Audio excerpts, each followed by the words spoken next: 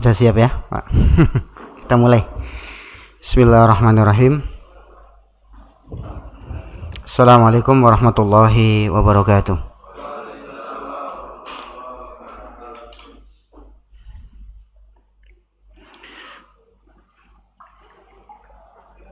Alhamdulillah rabbil alamin.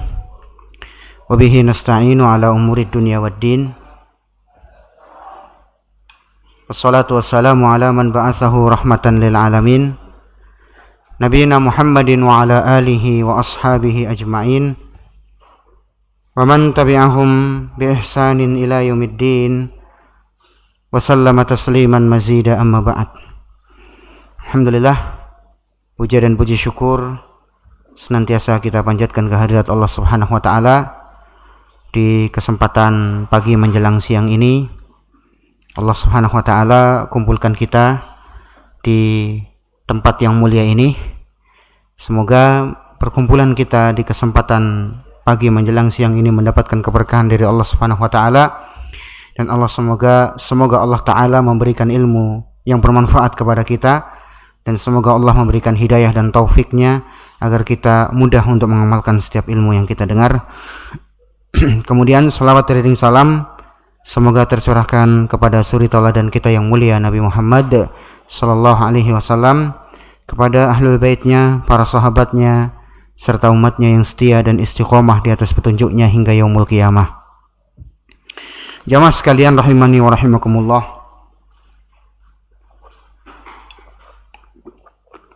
Judul kajian kita di kesempatan kali ini apa? Sudahkah kita takut kepada Allah Subhanahu wa taala? Takut para jamaah itu dalam bahasa Arab disebut dengan khauf. Khauf itu adalah takut. Dan pembahasan tentang takut kepada Allah Subhanahu wa taala pembahasan yang sangat penting ditinjau dari beberapa sisi.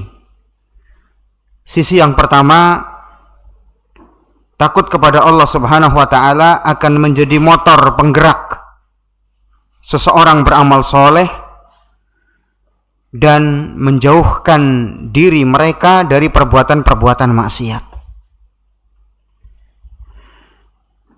Karena ketika seorang beramal soleh dan meninggalkan maksiat, itu harus ada alasan, harus ada motor penggeraknya.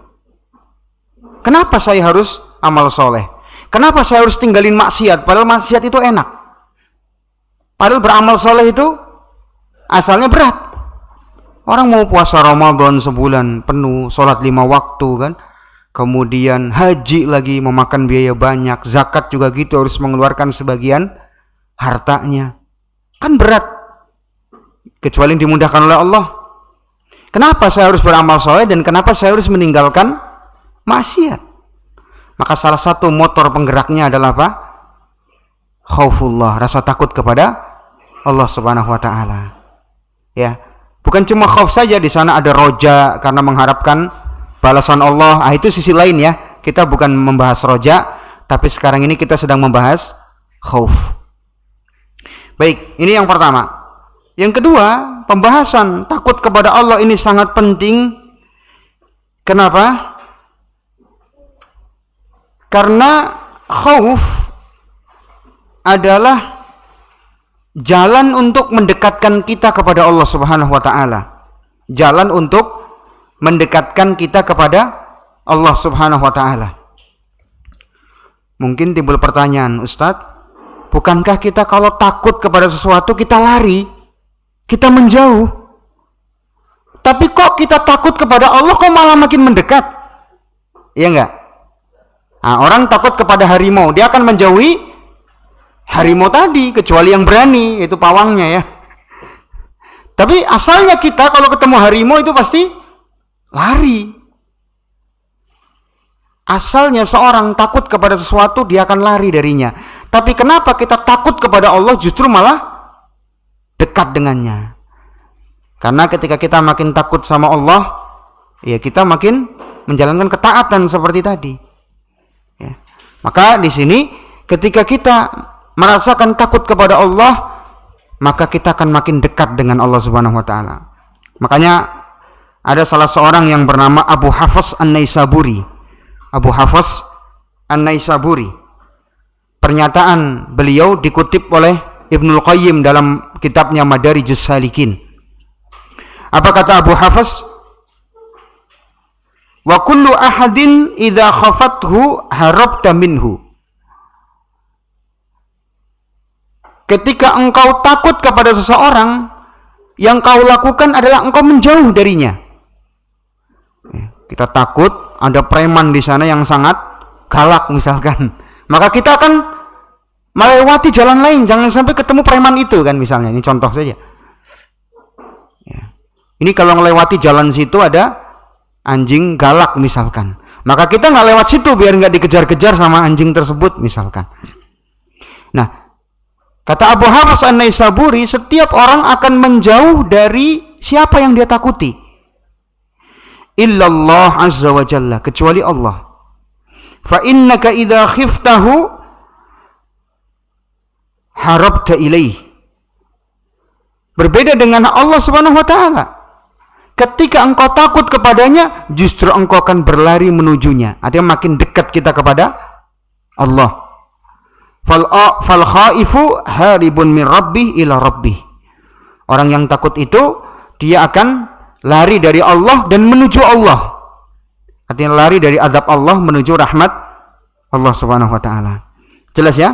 Ini sebab kedua. Kenapa penting kita membahas khauf, rasa takut kepada Allah, sebab rasa takut akan mendekatkan kita kepada Allah tabaraka wa taala. Yang ketiga,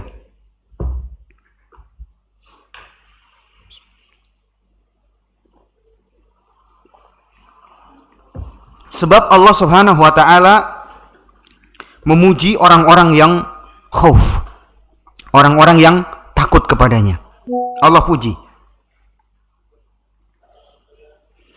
Dalilnya mana? Dalilnya surah Al-Mu'minun ayat 57 sampai 61. Surah Al-Mu'minun ayat 67 sampai ayat 57 sampai 61. Ya. Allah berfirman, innal ladzina hum min khasyati rabbihim musyfikun. Sesungguhnya orang-orang yang senantiasa mereka rindu karena rasa takut mereka kepada Allah. Jadi karena saking takutnya mereka kepada Allah, mereka apa? Mereka rindu kepada Allah Subhanahu wa taala. Walladzina hum biayati rabbihim yu'minun, dan orang-orang yang mereka beriman kepada ayat-ayat Rabb mereka. Walladzina hum bi rabbihim la yusyrikun, dan orang-orang yang mereka tidak berbuat syirik kepada Rabb mereka. Walladzina yu'tuna ma ataw wa qulubuhum wajilah, dan orang-orang yang mereka berinfak tapi hati mereka takut. Infak kok takut? Maksudnya apa? Takut amalannya tidak diterima, takut riya dan seterusnya. Gitu ya. Ini sebagaimana Nabi SAW menjawab pertanyaan Aisyah. Ya, kok bisa orang berinfak kok takut gitu kan?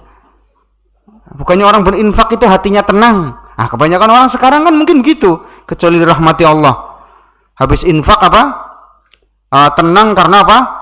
Nanti bakalan hartanya dilipat gandakan sama Allah. Hanya semata-mata itu. Tapi tidak pernah merasa khawatir kalau infaknya tidak diterima. Ya. Kemudian ulaika yusari'una fil khairat. Mereka itulah orang-orang yang berlomba-lomba di atas kebaikan. Wahum laha sabiqun, dan mereka adalah hamba Allah yang terdepan. Mereka disebut sabiqun bil khairat. Sebab hamba Allah itu ada 3 golongan. Yang paling rendahnya adalah zalimun li nafsi, yang mendolimi diri mereka sendiri. Artinya masih banyak melakukan perbuatan dosa dan maksiat walaupun ada perbuatan taatnya, ya. Itu zalimun li nafsi. Kemudian yang pertengahan adalah wa minhum muqtasid. Orang-orang yang pertengahan dalam beramal. Ya, yang penting wajib terlaksana dan haram ditinggalkan, itu saja. Ya, sunnah masih kadang-kadang dikerjakan, kadang enggak. Yang makruh juga masih sering dilakukan, ya. Ini muqtasid. Kemudian yang tertinggi adalah sabiqun bil khairat, orang-orang yang berlomba-lomba di atas kebaikan. Nah, ini contohnya nih. Orang-orang yang berlomba-lomba di atas kebaikan adalah ketika beramal mereka takut tidak diterima amalnya. Ya.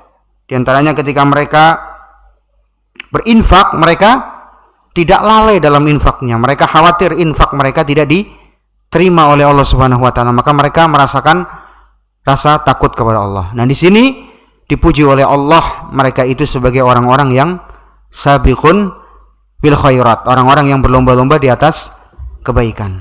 Jelas ya? Ini yang keberapa? Yang ketiga. Al-Hasan Al-Basri mengatakan, amilu wallahi bitta'ah wajtahadu fiha wa khafu an turadda alaihim. Ya. Jadi Allah memuji orang-orang yang mereka menjalankan ketaatan dan bersungguh-sungguh di atasnya, serta takut amal mereka tidak diterima. Nah, ini Allah memuji orang-orang yang mereka takut kalau amal mereka tidak diterima. Innal mu'min jama'a ihsanan wa khasyah. Kata Al-Hasan Al-Basri, orang mukmin yang sejati itu mengumpulkan ihsan, perbuatan baik, wa khasyah, dan takut kepada Allah. Jadi selalu jadi patokannya, prinsipnya itu beramal soleh dan khasyah. Wal munafik jama'a isa'atan wa amna. Sementara orang munafik itu sukanya beramal buruk, tapi apa? Aman dari azab Allah, tidak merasa takut kepada Allah. Ini pembeda antara mukmin dengan munafik, ya. Jelas di sini? Baik. Mukmin itu dia beramal karena dasar khauf, diantaranya dia rasa takut kepada Allah. Adapun orang munafik beramal karena apa? Mereka udah amalannya buruk, kemudian merasa aman dari azab Allah Subhanahu wa taala. Baik, yang keempat ya.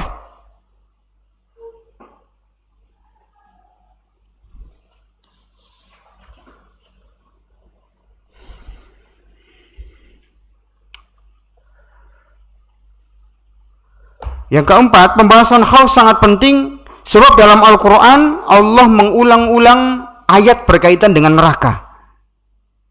Ayat berkaitan dengan neraka. Apa tujuan Allah menciptakan neraka? Jawab. Membuat hambanya takut. Membuat hamba takut sehingga mendekat kepada Allah Subhanahu wa taala, lari dari neraka dan mendekat kepada Allah Subhanahu wa taala. Makanya di sini salah kalau ada orang mengatakan kita tidak boleh beramal karena takut neraka. Ini salah. Nabi kita saja mengatakan apa? Fattaqun nar walau bisyikki tamrah. Takutlah kalian kepada neraka walaupun hanya beramal sebesar sesigar kurma. Ini kurma kan satu gini, disigar lagi itu, tahu? Dibelah lagi ya. Diambil setengahnya dikasih orang. Kan jarang orang infak segitu kan? Jarang. Maknanya di sini infaklah semampumu, yang penting kamu terjaga dari apa? Api neraka. Artinya Nabi saja mengingatkan kita supaya kita takut dengan neraka. Kok ini orang nggak takut neraka, ini gimana? Karena dia nggak tahu sih ngerinya azab neraka, dan dia belum pernah melihat neraka. Kalau Nabi kan pernah melihat, maka Nabi tahu betapa ngerinya siksaan penghuni neraka. Sampai-sampai Nabi mengatakan, "Lau alimtum ma'a'lam la dhahiktum qalilan wa la bakaitum katsira." Kalau kalian mengetahui apa yang saya ketahui, artinya beliau pernah melihat surga, pernah melihat neraka, maka kalian akan lebih sedikit tertawa dan lebih banyak menangis. Jadi kalau kita sekarang presentasinya menangis dengan tertawa, lebih banyak mana, Pak? Apalagi orang Indonesia ya, tidak diragukan. Baik, banyak tertawa ya Pak ya, banyak senyumnya. Senyum apa tertawa Pak? Baik. Ini contoh pembahasan ini sangat penting karena 4 hal ini ya, sehingga pembahasan khauf ini pembahasan yang sangat penting. Baik.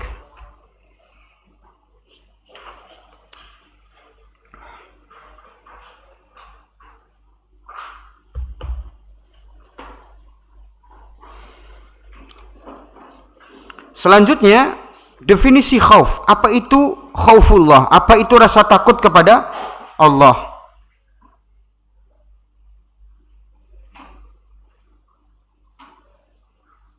Di sini ada penjelasan dari Imam Ibnu Qudamah di dalam Mukhtasar Minhajul Qasidin. Beliau menjelaskan makna khauf, rasa takut. Gimana sih rasa takut yang benar kepada Allah? Karena kalau takut-takut doang, ya kita juga takut sama harimau, takut sama singa, takut sama binatang-binatang buas, kan gitu. Tapi takut kepada Allah ini gimana sih maksudnya ya? Karena kalau takut-takut doang, ya orang-orang musyrikun juga takut kepada Allah, tapi mereka tidak beriman. Padahal mereka takut loh kepada Allah.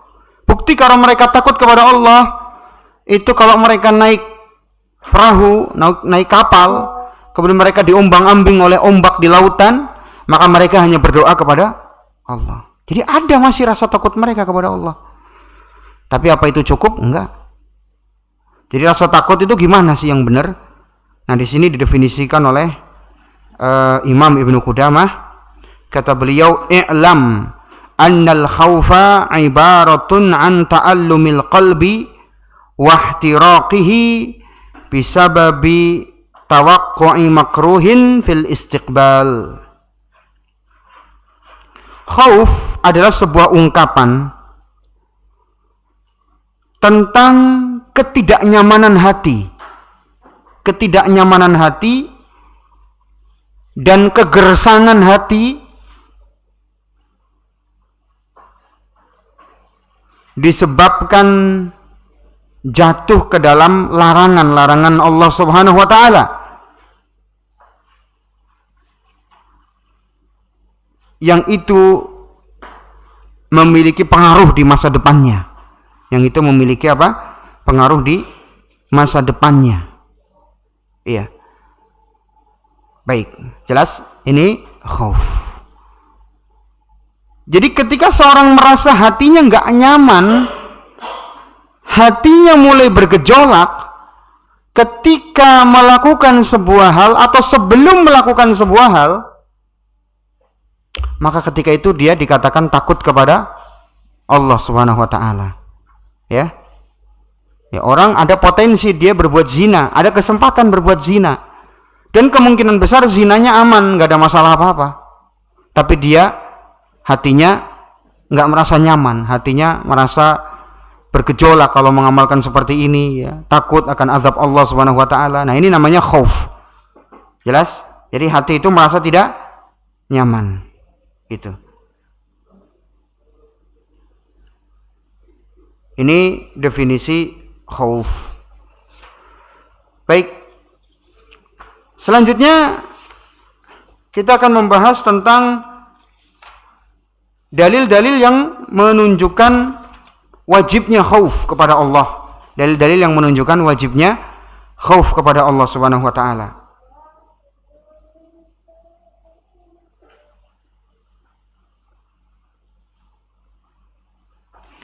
Karena kita tahu ya, khauf itu hukumnya wajib. Kita takut kepada Allah itu hukumnya wajib. Dan ini dijelaskan oleh Imam Ibnul Qayyim. Beliau menjelaskan di dalam kitabnya Madarijus Salikin. Beliau mengatakan, manzilatul khaufi wa hiya min ajalli manazilit tariq wa anfa'uha lil qalb. Ya, rasa takut kepada Allah adalah merupakan jalan yang paling mulia dan paling manfaat buat kolbu. Wa hiya fardun ala kulli ahad. Dan khauf kepada Allah itu wajib atas setiap manusia. Hukumnya wajib lagi. Bukan cuma sunnah saja, tidak, tapi hukumnya wajib. Mana dalil yang menunjukkannya? Yang pertama, dalil dari Al-Quran. Dalil dari Al-Quran. Nah, dalil dari Al-Quran yang menunjukkan wajibnya khauf itu macam-macam.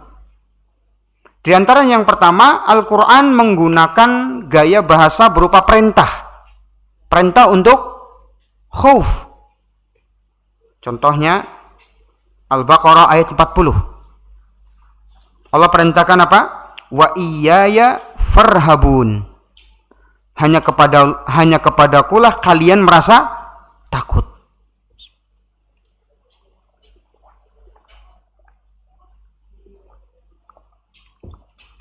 Kemudian firman Allah di surah Al-Maidah ayat 44. Fala takhshawun nasa wakhshawun. Janganlah kalian takut kepada manusia, tapi takutlah kepadaku. Ini perintah kan dari Allah. Perintah supaya kita takut. Nah, sedikit tambahan faedah. Ada kata khauf, ada kata khasyah. Antum lihat ya. Wakhsyaun, dan takutlah kalian kepadaku. Wakhsyaun itu dari kata khasyah. Apa bedanya nih khauf dengan khasyah? Mungkin yang pernah belajar usul salasah tahu insyaallah ya. Asal masih ingat aja. Dan sekarang murajaah aja ya. Ada yang tahu bedanya khasyah sama khauf? Sama-sama kalau diartikan artinya adalah rasa takut kepada Allah, sama-sama. Cuma bedanya apa khauf dengan khasyah? Nah, kata Syekh Ibnu Utsaimin di syarah usul salasahnya beliau, bedanya kalau khauf itu rasa takut yang bersifat umum. Baik rasa takut karena ilmu maupun rasa takut karena naluri. Ya. Seperti kita takut akan serangan macan, ya, itu namanya rasa takut yang sifatnya naluri. Ya, kita lari dari macan kan gitu. Nah, kadang-kadang juga rasa takut itu disertai ilmu, ya bisa jadi. Ini khauf, umum lah istilah rasa takut yang sifatnya umum. Baik disertai ilmu maupun nggak ada ilmu. Ya, kadang-kadang orang takut kepada sesuatu yang nggak menakutkan. Takut sama angka 13 misalkan ya. Nah, ini kan rasa takut yang tidak mengandung alasan, alias waham saja ya. Yang kedua adalah khasyah. Khasyah itu apa? Rasa takut yang disertai ilmu. Seperti rasa takut seorang kepada Allah mengantarkan dia belajar ilmu agama. Nah, ini jadi khasyah itu rasa takut yang disertai ilmu. Makanya Allah nyatakan innama yakhsyallah min ibadihil ulama. Yang khasyah kepada Allah hanyalah hamba-hambanya yang berilmu atau para ulama. Jelas di sini? Baik. Ini Al-Quranul Karim memerintahkan apa? Kita untuk khauf. Kemudian Al-Quran juga menjadikan khauf sebagai syarat iman. Ya. Tanpa ada khauf maka keimanan tidak akan sah. Allah berfirman di surah Ali Imran ayat 175 bahwa syarat keimanan adalah khauf. Innama dzalikumus syaitanu yukhawwifu awliya'ah. Sesungguhnya syaitan itu senantiasa menakut-nakuti teman-temannya. Teman-temannya siapa? Ya orang kafir, orang munafik dan yang semisal. Itu teman-temannya orang kafir. Teman-temannya syaitan. Jelas? Fala takhafuhum, maka janganlah kalian takut kepada syaitan tadi. Wa khafuni in kuntum mu'minin, dan takutlah kalian kepadaku jika kalian benar-benar orang yang beriman. Nah, di sini Allah katakan wa khafuni in kuntum mu'minin. Takutlah kalian kepadaku jika kalian benar-benar orang yang beriman. Nah, Allah kaitkan khauf dengan apa? Iman. Makanya rukun iman itu ada 3. Yang pertama apa? Mahabbah, kecintaan. Yang kedua, ar-raja, pengharapan. Dan yang ketiga, al-khauf, rasa takut. Ya, tanpa 3 hal ini maka keimanan seorang tidak akan kokoh, ya, artinya tidak akan sah keimanan. Ini 3 rukun iman. Nah, khauf Allah jadikan sebagai salah satu rukun keimanan. Ya, sebagai syarat tidak diterima keimanan tanpa apa? Tanpa rasa khauf, tanpa rasa takut kepada Allah. Ya, orang sholat tapi nggak ada rasa takutnya sama Allah sehingga menyebabkan sholatnya seenaknya dia sendiri. Ya, nah ini juga salah. Ya, karena ada sebagian orang mengatakan bahwa syarat atau rukun ibadah itu cuma cuma mahabbah, cinta. Ini salah. Maka ada sebagian orang mengatakan kita nggak boleh ibadah karena mengharap sorga, dan tidak boleh ibadah karena takut neraka. Jadi ibadah karena apa? Ya cinta sama Allah. Ya ini keliru. Unsur ibadah itu 3, nggak cuma 1. Yang pertama mahabbah, cinta Allah, ya iya, itu paling pertama. Yang kedua apa? Berharap kepada Allah, ya iya, salah satunya berharap sorga, ya kan? Kemudian takut dari Allah juga iya, salah satunya takut dari neraka Allah. Ini 3 hal yang menjadi apa? Yang menjadi rukun keimanan.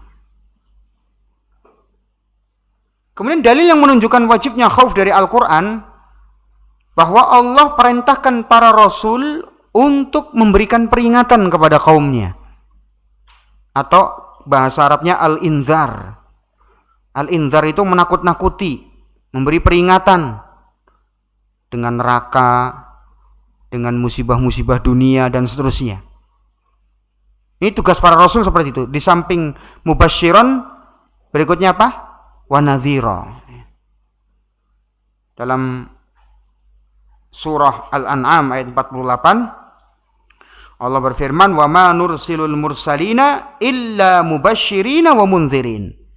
Dan tidaklah kami utus para rasul kecuali tugas mereka adalah mubasyirin, memberi kabar gembira, wa mundzirin, dan memberi peringatan.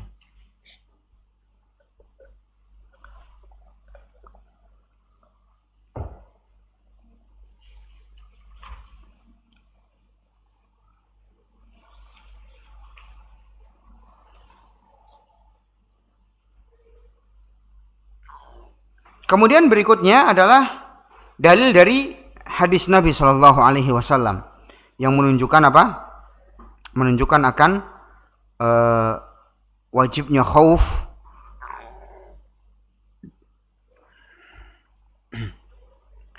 Nabi kita Shallallahu Alaihi Wasallam menjelaskan tentang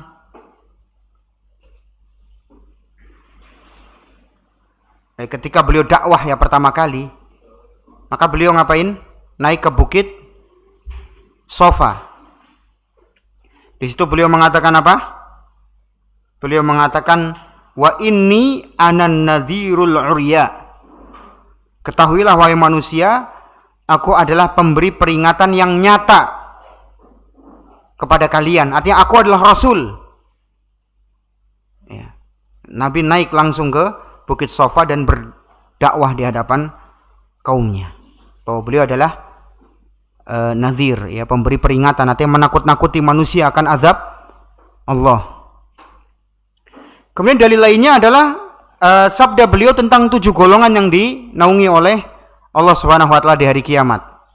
Salah satunya apa? Wa rajulun dzakarallaha khalian fafadat ainah, dalam riwayat Bukhari dan Muslim. Itu orang yang senantiasa ingat Allah dikala sendiri, kemudian berlinanglah air matanya karena takut kepada Allah. Ini menunjukkan apa? Dalil dari as-sunnah tentang khauf, tentang takut kepada Allah Subhanahu wa taala.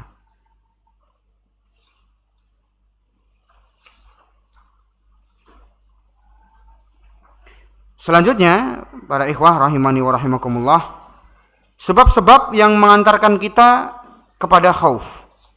Apa amal-amal yang kita lakukan supaya kita termasuk hamba-hamba Allah yang khauf? Amal-amal yang menjadi sebab kita merasa takut kepada Allah Subhanahu wa taala. Yang pertama adalah berzikir kepada Allah Subhanahu wa taala sambil merenungkannya. Jadi kalau zikir itu bukan cuma diucapkan di lisan, tapi juga direnungkan dengan hati.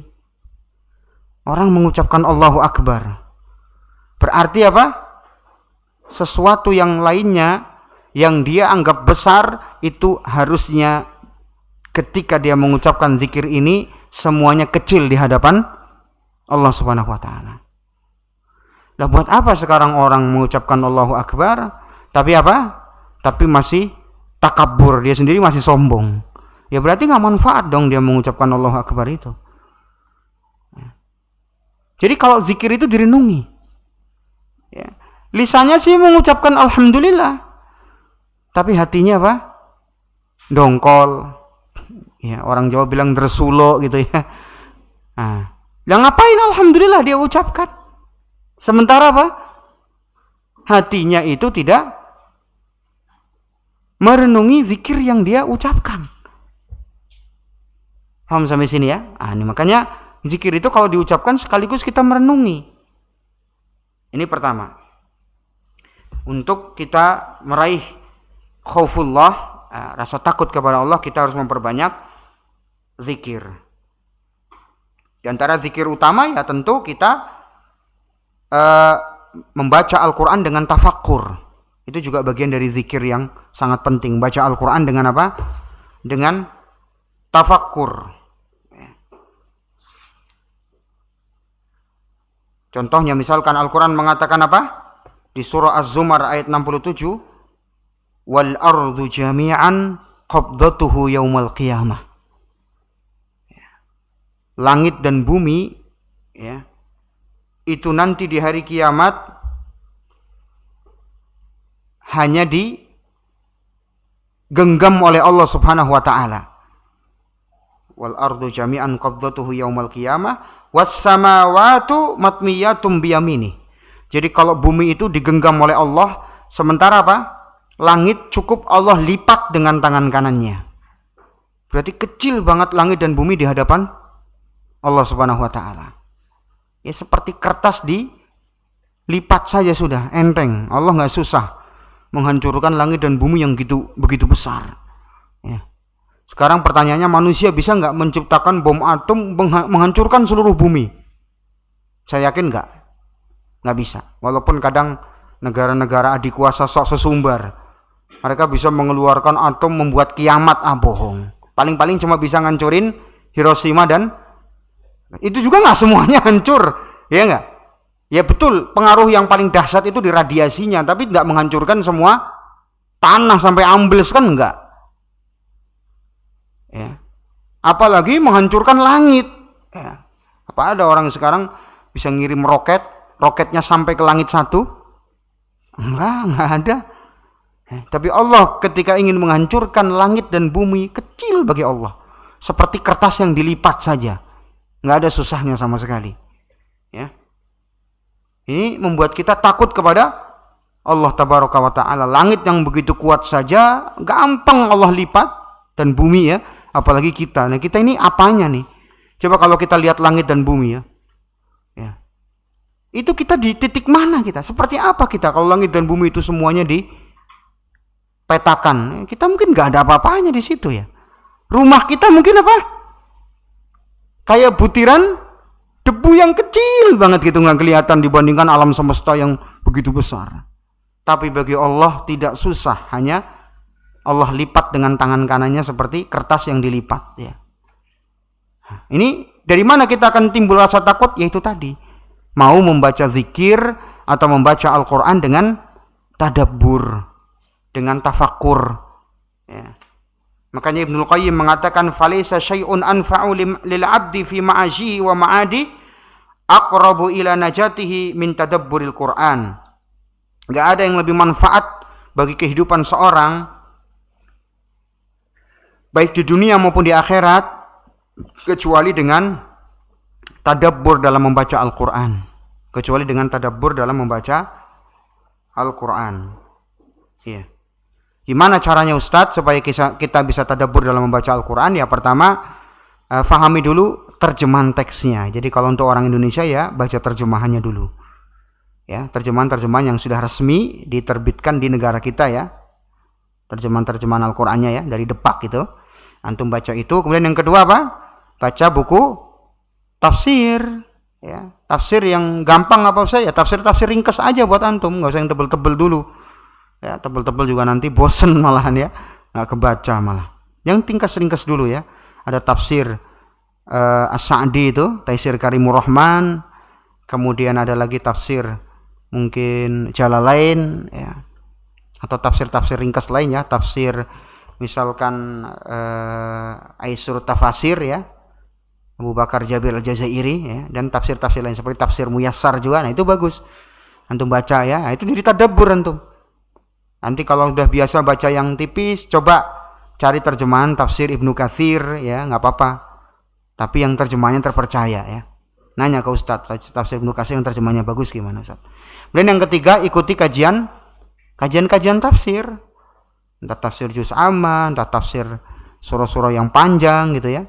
Nah, kita ikut hadir. Itu cara kita mentadaburi Al-Quran.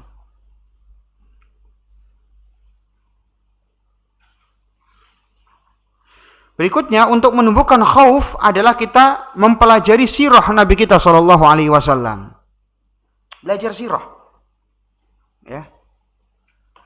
Dari sirah kita akan tahu bahwa Nabi sallallahu alaihi wasallam adalah sosok yang begitu takut kepada Allah. Padahal Nabi Muhammad itu sudah dijamin masuk surga. Meskipun seperti itu, beliau rasa takutnya kepada Allah itu nggak berkurang sama sekali. Bayangkan beliau sholat malam sampai kakinya pecah-pecah, bengkak. Ya, padahal beliau sudah dijamin masuk surga. Maksudnya kalau antum yang dijamin kan ngapain hadir di taklim ya nggak? Iya, rumah aja enak. Tinggal keleperan ya nggak? Tinggal rebahan kan gitu. Nah, Nabi enggak, beliau dijamin masuk surga, tapi justru beliau makin semangat ibadah dan makin melupakan dunia ya. Ya wajar Nabi melupakan dunia. Beliau udah ngelihat surga langsung ya. Kalau antum belum ngelihat surga gitu ya. Jadi ngelihat dunia masih kadang silo ya. Ana sama antum lah terutama. Ya kita kan belum pernah lihat surga. Kita baru dengar-dengar aja kan gitu. Makanya ya wajar lah kadang-kadang kita ngelihat dunia dikit masih silau dikit. Ya nggak silau banget lah mudah-mudahan. Ya silau-silau dikit lah ya. Karena kita belum pernah melihat surga langsung. Nabi sudah ngelihat surga. Makanya apa? Beliau sallallahu alaihi wasallam nggak punya selera sama sekali sama dunia. Beliau kalau punya harta habis disedekahkan. Nggak pernah beliau simpan-simpan lama. Ya. Dan beliau rumahnya sangat sederhana sekali. Sederhana, saking sederhananya beliau sallallahu alaihi wasallam sampai ketika sujud harus menyentuh kakinya Aisyah. Aisyah akhirnya menarik kaki beliau. Bayangkan. Ya. Sederhana rumah beliau. Kenapa? Ya beliau memang udah nggak punya nafsu sama dunia ya, kecuali sekedar buat perbekalan yang sedikit ya.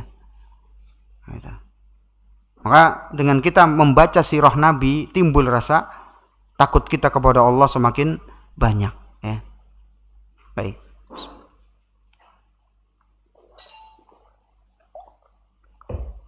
Berikutnya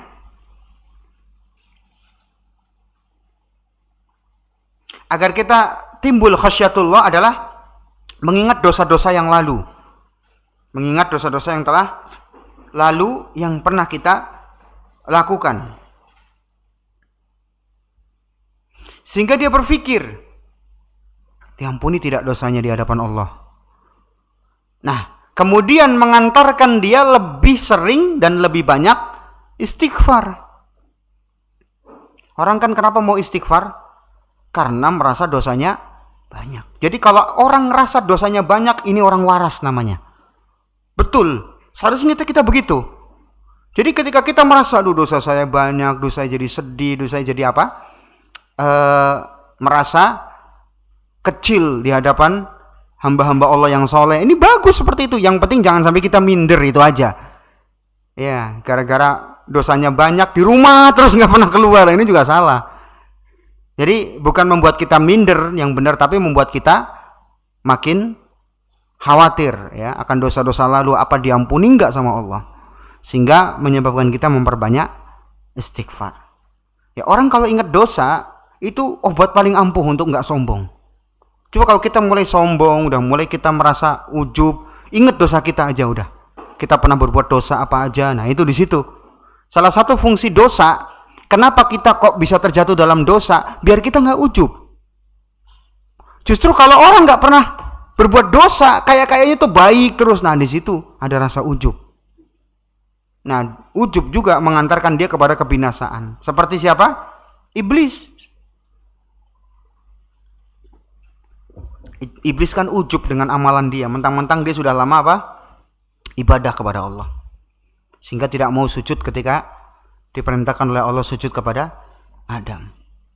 Baik, berikutnya at-tafakkur fil maut.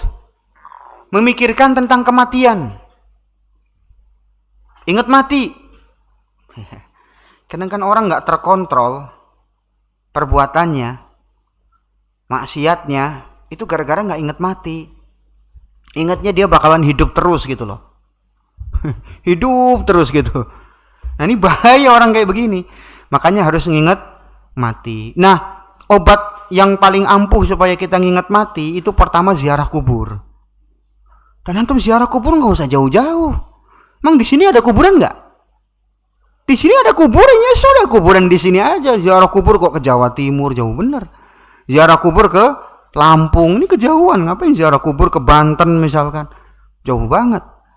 Di sini saja banyak kuburan. Tinggal kita apa? Ziarah, itu tujuannya apa? Kita mengucapkan salam kepada penghuni kubur, dan yang berikutnya supaya kita ingat mati. Coba kalau antum lihat kuburan tuh. Orang-orang yang ada di kuburan itu kan dulu ketika hidup ya kayak kita sekarang.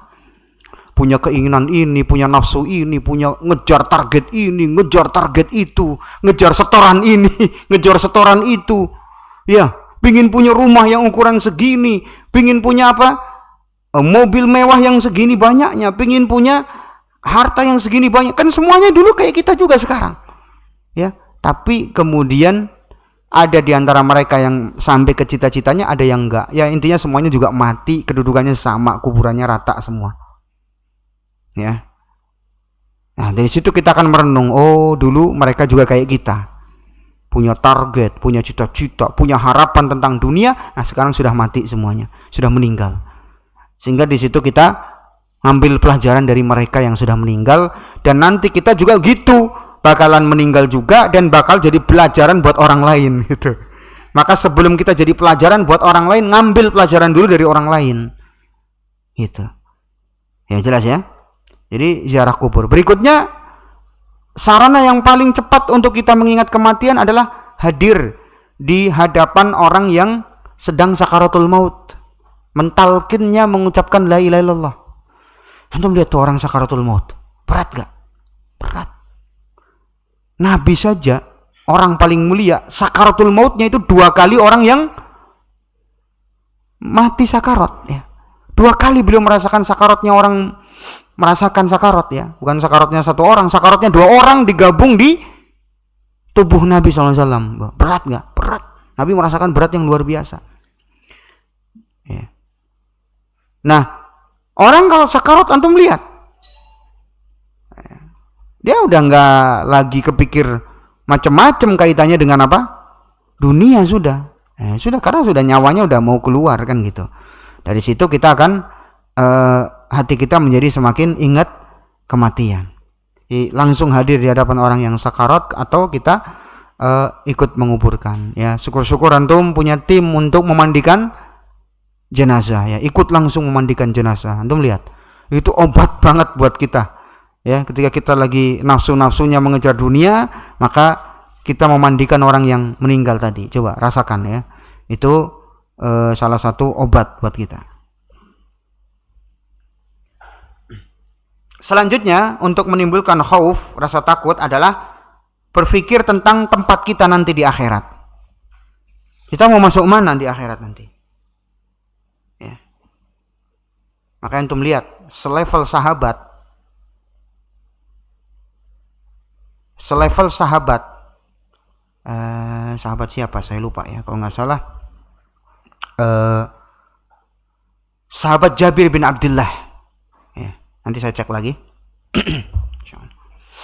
Sahabat Jabir bin Abdullah itu beliau sering menangis ya. Nah, tiba-tiba ada sebagian orang mendapati beliau sedang menangis ya. Ya, nangisnya nggak di depan umum, enggak. Ya, nangis begitu maka kita berusaha menyembunyikan, jangan ditampakkan di hadapan orang. Ya, karena ini rahasia antara kita dengan Allah. Maka Jabir bin Abdullah ketika itu menangis, ya, ketahuan nangis, Maka beliau ditanya kenapa menangis, maka jawaban Jabir sebab ketika beliau menangis, beliau memikirkan tempatnya nanti di hari kiamat. Beliau memikirkan hadis Nabi bahwa Allah Subhanahu wa taala mengeluarkan satu genggaman dari anak keturunan Adam dan dimasukkan ke sorga. Dan Allah mengeluarkan satu genggaman lagi dari keturunan anak Adam dan dimasukkan ke neraka. Jadi Jabir berpikir ketika itu bahwa tempat kembali cuma dua. Kalau nggak sorga ya neraka. Nggak ada tempat ketiga. Ya, nggak ada. Kalau Ashabul A'raf gimana tuh Ustaz? Yang tengah-tengah dia, sorga enggak, neraka enggak. Itu sementara aja. Ashabul A'raf itu kan mereka antara kebaikan dan keburukannya kan berimbang. Jadi mereka ditunda dulu tuh sampai jelas nanti putusan Allah. Ya intinya nanti masuk sorga tapi mereka masih di tengah-tengah. Ya, nggak langsung dimasukkan sama Allah ke sorga sebab kebaikan dan keburukannya imbang gitu loh. Itu Ashabul A'raf. Ya tapi kalau mereka punya amal soleh ya tetap nanti masuk sorga, terutama tauhid ya. Gitu. Walaupun ada di antara mereka yang diazab di neraka sekalipun, dan itu tidak membuat mereka kekal di neraka selama masih punya tauhid kepada Allah Subhanahu wa taala. Nah, pada intinya tempat kembali cuma dua. Maka Jabir ketika memikirkan ini beliau sampai menangis ya. Nah, ini yang kadang kurang terpikirkan oleh kita. Kalau kita seringnya mikir nanti cari rumah di mana ya di dunia. Nanti mau beli rumah di mana saya gitu. Apa nggak boleh Tat? Ya boleh aja tafadhol. Tapi jangan setiap hari lah jadi beban pikiran antum. Masa beroban gara-gara apa? Gara-gara dunia ya. Beroban gara-gara mikirin rumah. Beroban gara-gara mikiri tanah. Beroban gara-gara mikiri ya cuma sekedar bisnisnya aja gitu loh. Ini ubannya gara-gara itu gitu. Mumet gara-gara duit gitu. Bukan beroban gara-gara mikiri neraka ya. Nabi SAW itu ubannya berapa ketika beliau meninggal? Berapa uban beliau ketika beliau meninggal? Ada yang tahu? Apa yang pernah belajar sama ilmu Nabi? Ya, beda-beda pendapat di kalangan para sahabat. Ada yang menghitungnya sekian ya. Intinya yang nggak lebih dari 10 helai gitu ya. Nggak lebih dari 10 helai, entah berapapun jumlahnya. Antum hitung uban antum berapa sekarang? Iya, padahal umurnya udah berapa? Nabi meninggal umur 63 tahun. Antum umurnya berapa? Orang sekarang ada yang baru 20 tahun ubannya sudah 1/4 dari rambutnya. Baru 20 tahun itu kenapa? Wallahu alam, saya nggak ngerti. Kita nggak boleh suudzon juga. Apa mungkin karena sakit atau apa kan? Ya tapi pada intinya ini fenomena di masa sekarang kan gitu. Orang cepat apa? Cepat beruban. Ya. Kebanyakan berubahnya itu karena urusan dunia kan. Nabi beruban karena apa? Beliau bersabda syayyabatni hudun wa akhwatuha. Gara-gara mentadaburi surat Hud dan yang mirip dengan surah Hud. Karena surah Hud itu isinya kan azab. Azab kepada kaum yang durhaka, kaumnya para nabi dulu, dan azab neraka. Itu surah Hud isinya itu. Jadi Nabi karena banyak merenungi surah Hud dan yang mirip dengan surat Hud, sampai beliau menjadi beruban, bayangkan.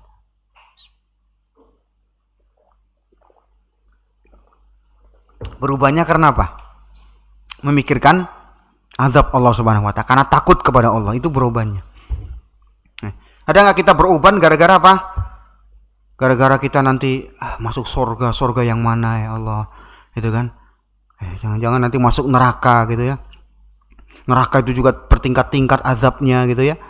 Nah, membayangkan kalau seandainya dibakar dengan api neraka gimana sakitnya gitu kan? Nah, jadi seperti itu. Itu justru membuat para sahabat dahulu apa? Menangis ya. Dan berubahnya karena itu ya. Itu berubahnya bukan karena krisis ekonomi, resesi gitu. Ya, bukan karena itu gitu. Ya. Baik. Habis corona orang banyak yang beruban gitu. Gitu. Bukan karena apa? Bukan karena zikrul maut ya. Ya, karena takut azab Allah enggak ya. Karena pas corona banyak usahanya bangkrut gitu. Berubahnya gara-gara itu. Ini Wan.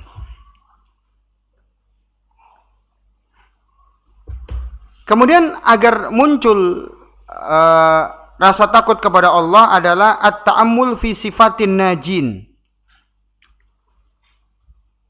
Membaca kisah orang-orang yang sukses. Yang sukses ini bukan sukses duniawi, enggak. Tapi orang sukses ya para nabi, para rasul maupun orang-orang soleh seperti para sahabat dan yang lainnya. Wali-wali Allah ya. Ya. Kita membaca misalkan kisah para nabi atau kisah orang-orang soleh, ada Ashabul Kahfi itu ya. Ada Ashabul Ukhdud. Ya. Itu akan membuat kita semakin takut kepada Allah Subhanahu wa taala. Jadi fungsi kisah dalam Al-Qur'an supaya kita meneladani mereka. Antum lihat, kisah dalam Al-Qur'an itu sampai berapa menempati Al-Qur'an? Sepertiga Al-Qur'an itu berisi kisah. Sepertiganya, bayangkan. Sepertiga Al-Qur'an berisi kisah. Tujuannya apa? Supaya kita meneladani orang-orang soleh yang ada di situ.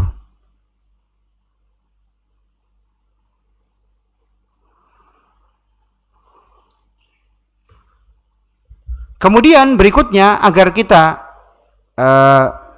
mendapatkan khaufullah, mendapatkan anugerah bisa takut kepada Allah adalah berusaha untuk tidak meremehkan dosa-dosa kecil. Berusaha untuk tidak meremehkan dosa-dosa yang sifatnya kecil. Ya. Seperti kita memandang wanita misalkan ya. Apalagi wanita-wanita yang membuka aurat dan semisal, mungkin dianggap remeh bagi sebagian orang. Ya. Tapi itu jadi menumpuk akhirnya jatuh ke dosa besar, yaitu zina. Karena dosa besar itu mulanya dari dosa kecil. Ya.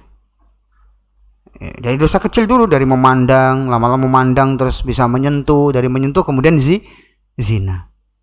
Atau berpikirlah, membayangkan paling enggak. Ya. Jadi dari dosa-dosa kecil lahirlah dosa besar. Makanya Nabi kita sallallahu alaihi wasallam bersabda, "Iyyakum wa muhaqqiratiz dzunub, fa innama masalu muhaqqiratiz dzunub kaqaumin nazalu fi batni wadin faja'a dha bi'udin wa ja'a bi'ud hatta andaju khubzatuhum." Ya. Jadi janganlah kalian suka meremehkan dosa. Perumpamaan orang-orang yang meremehkan dosa itu seperti orang yang mengumpulkan dahan-dahan atau ranting-ranting kayu. Dikumpulkan ranting ini sehingga jumlahnya banyak sehingga bisa membuat masakan menjadi matang. Iya, ranting kan kecil tuh. Tapi kalau dikumpulin jadi apa? Besar. Dibakar pun nyala, bisa dipakai buat masak. Sama dengan gunung, terdiri dari apa? Kerikil, batu-batu kecil sehingga menjadi apa? Menjadi gunung yang besar. Paham sampai sini? Baik.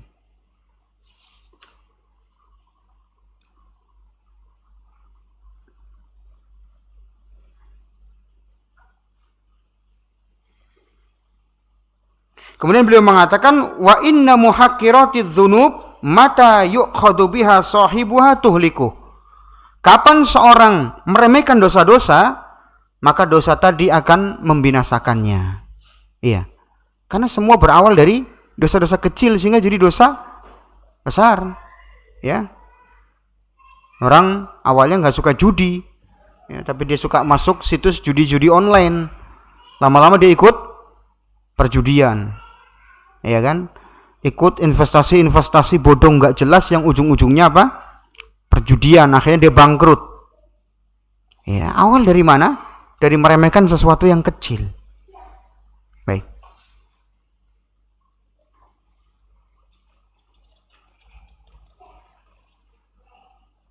Kemudian berikutnya, agar kita tumbuh khasyatullah, rasa takut kepada Allah atau khauf kepada Allah, adalah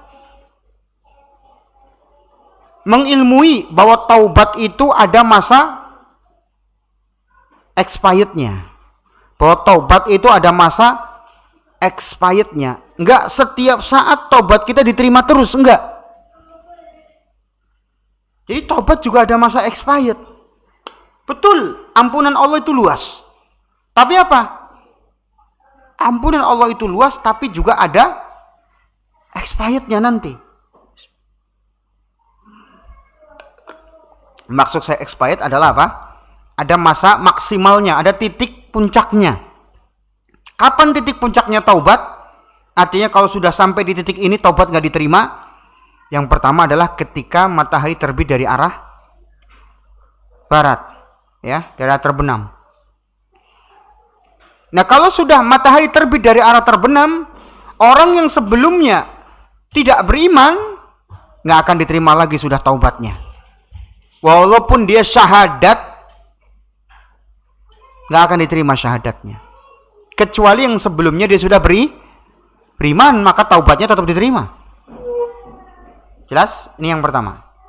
Yang kedua, kapan taubat itu tidak diterima? Ketika nyawa sampai di kerongkongan.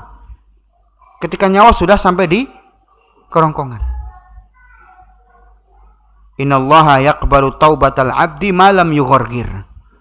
Allah akan menerima taubat seorang hamba selama nyawa belum di kerongkongan, selama ruhnya belum di kerongkongannya.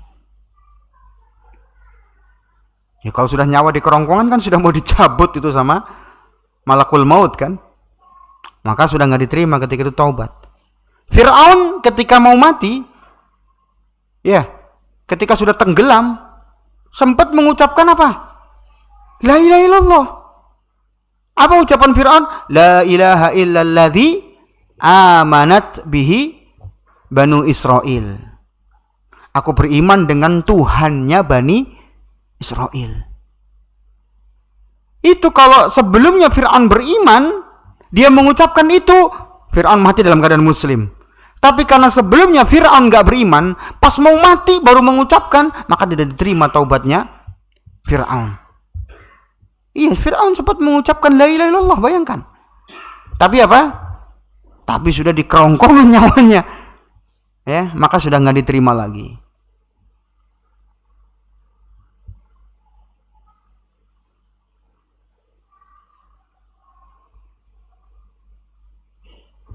Jadi ini salah satu contoh taubat sudah tidak lagi diterima, yaitu ketika matahari sudah terbit di arah barat, nah, mumpung belum gitu ya. Kemudian yang berikutnya adalah ketika nyawa sudah di kerongkongan. Maka seorang hendaknya merenungi ini supaya dia tidak menunda-nunda taubat. Ya. Maka renungi. Ya, karena nggak tahu ya, tiba-tiba besok kita meninggal, bahkan mungkin setelah majelis taklim ini meninggal, kan nggak ada jaminan juga kita mau wafat kapan, ya. Sebab Allah yang mengetahui ajal seorang, kita nggak tahu ajal kita. Baik.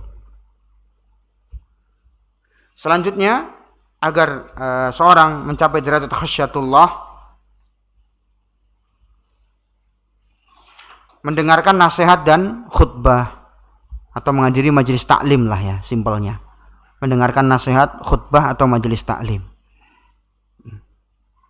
Makanya kalau antum ketemu orang, minta dinasehati antum. Ya. Apalagi ketemu orang yang lebih sepuh daripada kita, minta nasihat dia supaya kita ingat Allah gitu loh. Jangan ketemu itu ya cuma ngobrolin apa? Ya ngobrolin apalah nggak jelas. Mending bisnis masih manfaat ya. Ini ngobrolin apa? Perempuan gitu, gitu. Ngobrolin apa lagi?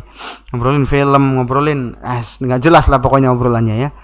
Ini mintalah nasihat yang kaitannya dengan amal akhirat. Jadi kita datang ke majelis taklim. Nah, kalau antum datang ke khutbah Jumat jangan terlambat. Sebelum khatib naik mimbar antum sudah duduk, sehingga tidak kepotong ketika mendengarkan khutbahnya khatib, ya. Baik, ini contoh agar kita sampai pada derajat khasyatullah, kita banyak mendengarkan nasihat, khutbah ataupun apa? Ataupun kita mendengarkan majelis taklim. Kemudian berikutnya adalah doa, meminta kepada Allah supaya kita selalu merasa khasyah. Berdoa. Ada yang hafal doanya enggak? Doa agar kita selalu khasyah, merasa takut sama Allah. Ada yang hafal enggak? Hafal kayaknya perlu dikasih hadiah ini nanti ya. Hadiahnya apa kira-kira? Umroh sama saya ya, tapi biaya ditanggung sendiri. Silakan. Ada yang bisa jawab gak?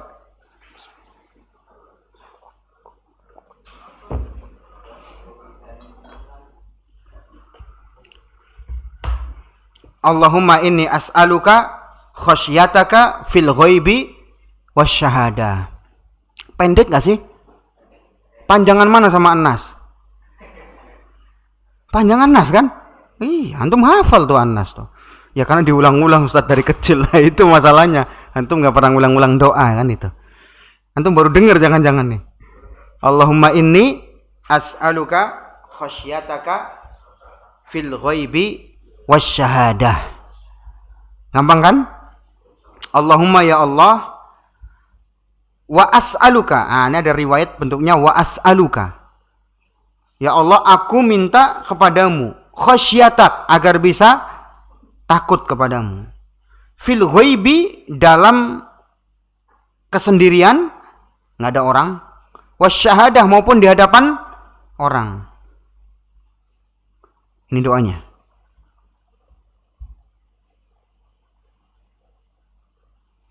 Kemudian yang terakhir, agar kita mendapatkan derajat khasyatullah, menjauh dari tempat-tempat yang bisa merontokkan khasyah kita atau khauf kita di hadapan Allah.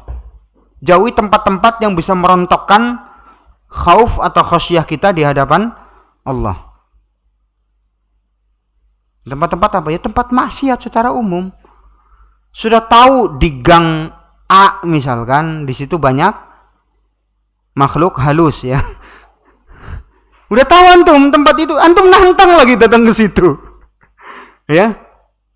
Ini hati-hati, yang awalnya khasyah aja bisa-bisa hilang gitu loh. Antum sudah tahu bahwa apa? Bahwa internet itu jangan berlebihan menggunakan. Kalau berlebihan akhirnya apa? Kita buka yang aneh-aneh jadinya. Iya.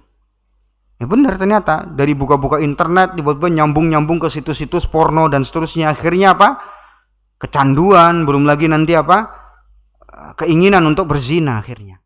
Candunya luar biasa efek situs-situs porno semacam itu ya. Saya pernah baca di salah satu buku parenting ya. Itu seperti racun memang situs-situs porno itu. Apalagi kalau anak-anak remaja yang ngelihat gitu ya. Jadi candunya itu bisa melebihi apa? Alkohol atau rokok sekalipun. Ya, karena saking bahayanya ya. Situs-situs semacam itu. Jadi yaitu tadi, jauhi tempat-tempat yang bisa merontokkan khasyah kita. Ya. Antum sudah tahu nih kalau kumpul-kumpul alumni, ya alumni apa ya? Mungkin alumni SMA, ya alumni SMP, itu bisa mengingat apa? Apalah antum sebut ya? Mengingat memori atau apa gitu ya. Pernah seneng sama orang, ketemu lagi ya, itu akhirnya apa? Timbul fitnah lagi ya. Padahal sudah jarang ketemu, ketemu lagi. Padahal sudah sama-sama tua gitu ya. Udah punya cucu bahkan, subhanallah, kayak anak muda lagi kalau sudah kumpulan alumni gitu ya. Iya enggak? Itu nyata seperti itu gitu. Maka ya jangan dideketi ya yang seperti itu ya. Antum cari jalan lah. Kecuali kalau kumpul alumninya pengajian, nah itu enggak apa-apa mungkin ya. Tertahan lah. Mending gitu loh. Ini kumpul alumni, liburan alumni kemana? Ke puncak. Lah ini sama suaminya enggak orang berangkat, sama istrinya diajak apa enggak? Ini sendiri-sendiri kan bahaya semacam itu. Cuma untuk kumpul alumni itu pun acaranya enggak jelas. Ya. Jauhi tempat-tempat yang itu bisa menghilangkan dan merontokkan khasyah kita. Ya. Baik. Selanjutnya alamat, tanda-tanda orang yang takut kepada Allah. Apa tanda-tandanya kalau orang itu dikatakan dia khasyah, takut sama Allah Subhanahu wa taala? Ya pasti sebuah hal itu pasti ada pengaruhnya kan, ada tanda-tandanya. Termasuk orang yang takut kepada Allah pasti ada alamat dan tanda-tandanya ya. Yang pertama, dia mudah menangis ketika dia mengingat Allah Subhanahu wa taala, ketika dia mengingat dosa-dosanya, ketika dia mengingat neraka. Ya, dia mudah menangis. Tapi ingat, menangisnya itu tidak ditampakkan di depan Di depan manusia. Ini sebagian orang nangisnya ditampakin, nggak perlu ngapain. Justru nanti jatuh kepada riya. Nggak boleh kita merasa aman yang semacam itu. Mungkin menurut kita aman-aman saja, ternyata apa? Nggak aman. Seharusnya menangis itu ketika kita sendiri. Makanya dalam hadis apa? Warajulun dzakarallaha khalian fafadat ainah. Dan orang yang ingat Allah dikala sendiri, kemudian apa? Air matanya berlinang, baru menangis. Kalau di hadapan orang udah biasa aja lah kita.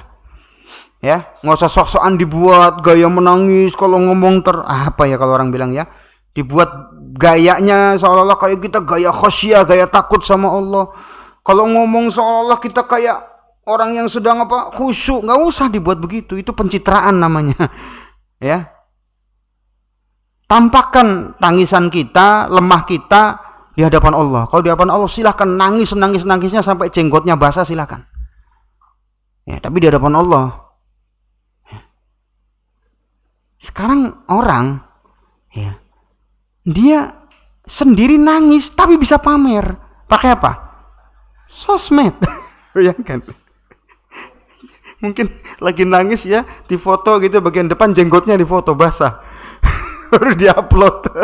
Mungkin nggak pakai kapten, nggak pakai caption, nggak pakai tulisan, nggak pakai apa, tapi di foto jenggotnya yang basah misalkan. ini atau di foto bagian matanya sedang mengeluarkan air mata, gitu. Ya, ini macam-macam aja orang sekarang ya. Jadi menangis ini di hadapan Allah Subhanahu Wa Taala, ya. Ketika kita sedang sendiri itu tangisan yang benar-benar sejati itu. Makanya orang yang dinaungi oleh Allah di hari kiamat, orang yang ingat Allah dikala sendiri, ingat dosa-dosanya, ingat khilafnya, ya. Kemudian dia menangis, ya. Nah, itu dinaungi oleh Allah di hari kiamat, ya. Bahkan Nabi kita sallallahu alaihi wasallam bersabda, la yalijun nar rajulun baka min khasyatillah. Enggak akan masuk neraka orang yang menangis karena takut kepada Allah, hatta yalijal labanu fid dar, sampai susu kembali lagi ke puntingnya. Nah, ada nggak susu sudah keluar dari punting kambing atau sapi kemudian bisa balik lagi? Nggak bisa. Kalau udah keluar ya udah. Artinya ini sesuatu yang mustahil. Artinya orang yang menangis karena Allah mustahil bakal masuk neraka asal dia menangisnya karena takut kepada Allah. Seperti apa? Tadi itu. Seperti orang yang memeras susu dari puntingnya, susunya nggak bakal balik lagi ke punting tadi, ya, paham ya? Ini yang pertama, menangis karena Allah tabaraka wa taala. Dan ini para salaf kita seperti itu. Nah, salah satu ulama yang sering menangis, padahal beliau ulama yang multitalenta ya. Siapa? Abdullah bin Mubarak. Beliau ulama, beliau juga pedagang yang kaya raya. Bahkan murid-muridnya dihajikan sama beliau. Ini ada nggak sekarang ini? Masya Allah, luar biasa kalau ada ustadz ngajiin muridnya ya, atau malah ustadznya dihajiin muridnya. Dihajikan sama muridnya ya. Kalau ini enggak, murid-muridnya dihajikan sama Abdullah bin Mubarak, saking kayanya ya. Kemudian Abdullah bin Mubarak, salah satu keistimewaan beliau lihai dalam berjihad. Pernah ada yang melihat beliau berjihad dengan menggunakan pedang, membabat habis lawan-lawannya orang-orang kafir. Luar biasa. Tapi ketika beliau jihad, beliau tutupi mukanya pakai sorban sehingga nggak ketahuan gitu loh. Orang kaget, nih orang siapa kok pandai banget memainkan pedang, setiap musuh di depannya itu dibabat habis gitu loh. Nah, lama-lama ada yang kepo ngelihatnya, oh ternyata Abdullah bin Mubarak. Beliau saking nggak mau ketahuannya kehebatan beliau berjihad, beliau sampai tutupin sorbannya, muka beliau dengan sorban. Nah, salah satu keistimewaan Abdullah bin Mubarak, beliau tuh suka menangis kalau malam hari. Pernah suatu ketika beliau di perkemahan bersama murid-muridnya. Pernah suatu saat lampu padam gitu loh. Lampu padam, orang-orang pada ribut, pada sibuk mencari sumber api kan. Ngumpulin kayu, ngumpulin apa mungkin di zaman itu kan. Nah, nyari api gimana cara nyalainnya kan, sibuk kan mereka. Di tengah kesibukan yang semacam itu, Ibnu Mubarak menyendiri. Nah, ketika api sudah nyala, dalam artian cahayanya sudah terang lagi, maka orang-orang kaget, tiba-tiba kok ngelihat Ibnu Mubarak sudah basah dengan tangisan. Langsung Abdullah bin Mubarak buru-buru ngapus, jangan sampai ketahuan kalau sedang nangis itu. Karena nggak mau riya, saking takutnya kepada riya itu. Tapi tetap aja ketahuan kan, karena matanya kan kelihatan matanya orang menangis kan, dan kelihatan juga air matanya. Maka orang-orang nanya, ya karena ditanya akhirnya Abdullah bin Mubarak menjawab, ketika gelap tadi kondisi, tiba-tiba saya ingat alam kubur, ya saya ingat kalau di kubur nanti gelap gitu, sendiri nggak ditemani siapapun kecuali oleh amal solehnya. Nah di situ saya menangis. Coba bayangkan, kita kebayang nggak begitu? Mati lampu kok nangis gitu? Nangis karena ingat alam kubur atau ingat neraka yang gelap gitu ya. Itu kita boro-boro yang kita ingat PLN, ini payah nih PLN ini mati lagi. Iya enggak?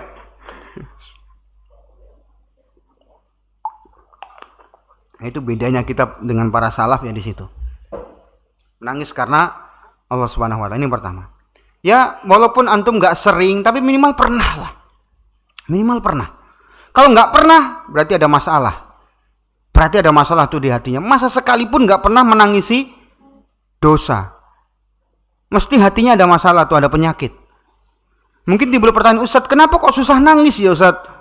Kalau kita mendengarkan neraka, kalau kita mendengarkan kajian, kalau kita mendengarkan membaca hadis Nabi, kenapa nggak pernah nangis? Ya pertama mungkin hati kita keras gitu loh.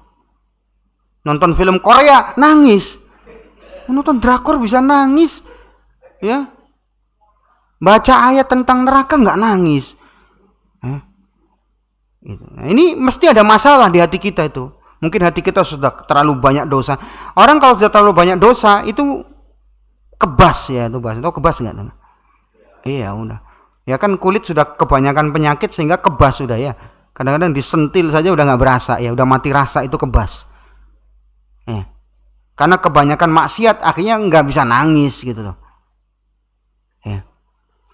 Itu.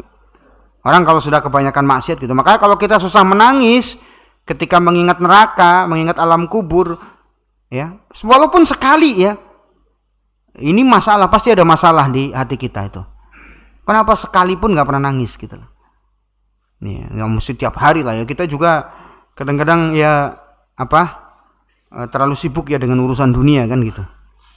Mungkin kalau levelnya kita ya bisa nangis sepekan sekali karena ingat dosa, itu udah hebat lah, luar biasa insya Allah. Ya, nggak mesti setiap hari kayaknya kalau kita itu. Paham ya? Nah ini pertama. Yang kedua, tanda takut kepada Allah. Kalau kita memang benar-benar takut sama Allah, ya kedua, merasa diawasi oleh Allah ketika sendiri. Ada unsur muraqabah. Nah, orang nggak pernah muraqabah gimana? Dia ngaku takut sama Allah, dusta dia.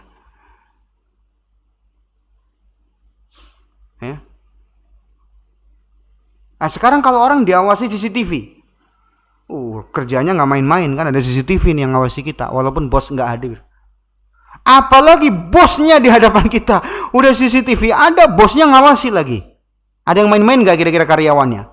Kemungkinan nggak ada yang main-main, serius kerjanya. Karena saya kadang-kadang suka memperhatikan tempat-tempat yang nggak diawasi langsung sama bosnya. Sesekali saya kadang ngelihat karyawannya kayak apa kerjanya gitu ya. Itu beda ternyata, beda. Ya. Dengan tempat-tempat yang memang bosnya langsung ngawasi.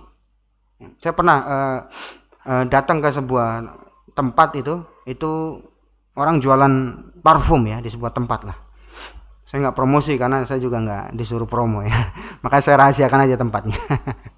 Jadi ada tempat di situ orang jualan parfum dan bosnya itu ngawasi terus dari belakang. Maka karyawannya semangat kerja.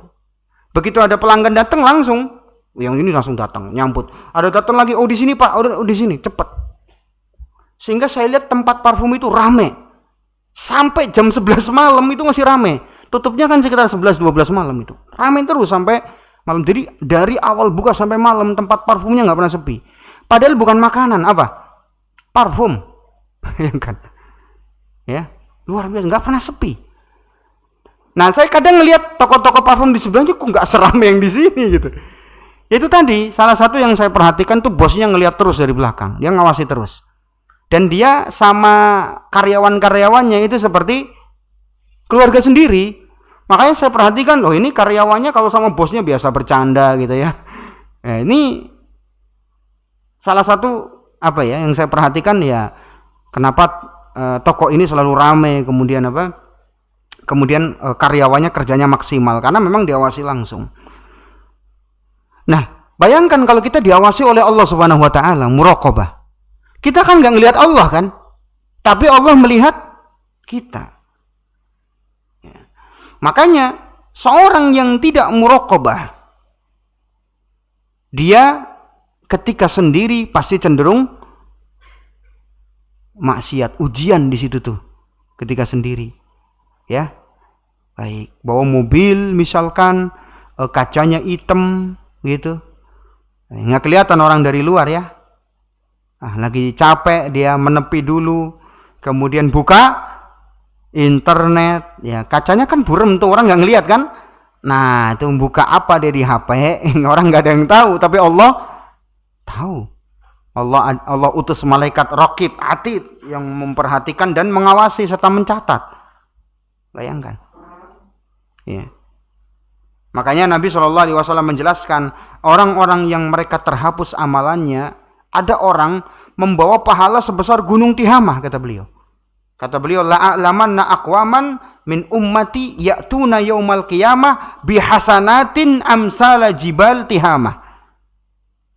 Kata Nabi SAW, aku tahu dari umatku. Ini umat Nabi, bayangkan. Umat Nabi Muhammad, bukan umatnya Nabi Musa, bukan umatnya Nabi Ibrahim, bukan umatnya Nabi Isa, bukan. Ini umatnya Nabi Muhammad. Kata beliau, aku tahu dari kalangan umatku nanti datang di hari kiamat membawa pahala sebesar gunung Tihamah. Gunung-gunung yang ada di Mekah itu disebut Tihamah. Dan Nabi mengatakan dalam bentuk jamak jibal. Jibala Tihamah. Jibal itu jamak dari apa? Jabal. Berarti membawa pahala gunung-gunung yang ada di Mekah, bukan satu gunung aja, enggak. Jadi gunung di Mekah itu, gunung di Mekah jangan antum bayangin kayak gunung yang ada di tempat kita ini, gunung berapi itu ya. Bukan. Bukan kayak gunung berapi di tempat kita, enggak. Gunung di sana itu ya bentuknya kayak bukit-bukit yang batu-batu yang tinggi itu. Yang sama orang sekarang itu dipahat, di atas dibikin hotel gitu ya. Nah, itu gunung-gunung di Mekah segitu tuh. Antum lihat, dia datang di hari kiamat membawa pahala sebanyak gunung-gunung yang ada di Mekah. Berarti kan ini orang pahalanya banyak ya. Nggak sedikit loh pahalanya. Dan orang dikatakan berpahala kan harus terpenuhi dua syarat. Yang pertama apa? Ikhlas. Yang kedua mutaba'ah, ittiba. Dan itu terpenuhi. Kalau nggak ada ikhlas mutaba'ah kan nggak ada pahalanya. Berarti dia pahalanya dia dapat karena dia ikhlas dan ittiba. Ya, jadi sampai sebanyak gunung gunung Tihamah, bayangin. Ya. Pahala kita aja nggak jelas, no, berapa pahala kita ya nggak? Segede gunung nggak jelas gitu. Nah, kalau ini sudah segede gunung pahalanya. Tapi apa kata Nabi? Fayaj'aluha Allahu azza wa jalla haba'an mansura. Tapi Allah jadikan amalannya hancur lebur seperti debu yang berterbangan. Jadi seperti gunung yang meledak, hancur dan tinggal debu saja. Ya. Qila ya Rasulullah sifhum lana jallihim lana an la nakuna minhum wa nahnu la na'lam. Wahai Rasulullah, sebutkan ciri-ciri mereka dan jelaskan siapa itu mereka wahai Nabi. Ini kata sahabat. Agar kita tidak jatuh ke dalam perbuatan yang mereka lakukan, nasib yang mereka terima dan kita tidak merasa. Ini kata sahabat. Nah, Nabi menjelaskan siapa orang tadi yang membawa pahala sebanyak gunung-gunung yang ada di Mekah atau gunung Tihamah. Kemudian Allah hancurkan semuanya pahala-pahala tadi. Kata Nabi, ama innahum ikhwanukum wa min jildatikum. Mereka itu adalah saudara-saudara kalian seagama. Wa min jildatikum, dan ya satu ras kulit lah dengan kalian. Artinya mereka juga orang Arab juga gitu loh. Sebab Nabi berbicara di hadapan sahabat dan rata-rata sahabat itu orang Arab, dan bukan berarti orang Arab saja. Ya intinya umat Islam gitu loh. Ya sebab di masa Nabi kebanyakan kan orang Arab, ya, yang orang non Arab masih sedikit di zaman Nabi. Kalau sekarang kan apa? Jumlah mayoritas kaum muslimin saja di mana? Indonesia. Ya, dan Indonesia bukan negara Arab. Ya intinya dia umat Islam gitu aja. Wa ya'khuduna minal laili kama ta'khudun. Dan mereka di malam hari beribadah seperti kalian ibadah di malam hari. Berarti sholat malamnya juga hebat. Kok bisa amalannya hancur begitu? Apa karena ria? Bukan karena ria. Lah kalau karena ria kan amalannya nggak diterima dan nggak berpahala. Ini dapat pahala sebesar gunung Tihamah, gunung-gunung yang ada di Mekah. Berarti kan yang menghancurkan amal bukan cuma ria saja, bukan. Apa ternyata penghancur amal ini? Kata beliau, walakinnahum aqwamun idza khalau bimaharimillahi intahakuha. Mereka adalah suatu kaum ketika menyendiri, mereka apa? Mereka menjalankan keharaman-keharaman di hadapan Allah Subhanahu wa taala. Hati-hati ya. Jadi di hadapan orang soleh, ya, kelihatannya orang menilai dia soleh, ternyata ketika sendiri, diam-diam dia berbuat maksiat. Bukan takut sama Allah, tapi takut sama manusia. Amal-amal soleh tadi jadi lebur, hancur semuanya, bayangkan. Gara-gara nggak punya khauf kepada Allah. Maka khauf itu penting, kan sudah kita jelaskan tadi bahwa khauf itu adalah rukun ibadah, rukun keimanan, ya. Makanya kan doa tadi yang diajarkan Nabi, masih ingat? As'aluka khasyataka fil ghaibi wasyahadah. Ya. Aku mohon rasa takut kepadamu ya Allah dikala tersembunyi maupun nampak. Nah, kemudian ciri yang ketiga, orang yang takut kepada Allah adalah tidak merasa aman dari makar Allah. Tidak pernah merasa aman dari siksa Allah dimanapun berada.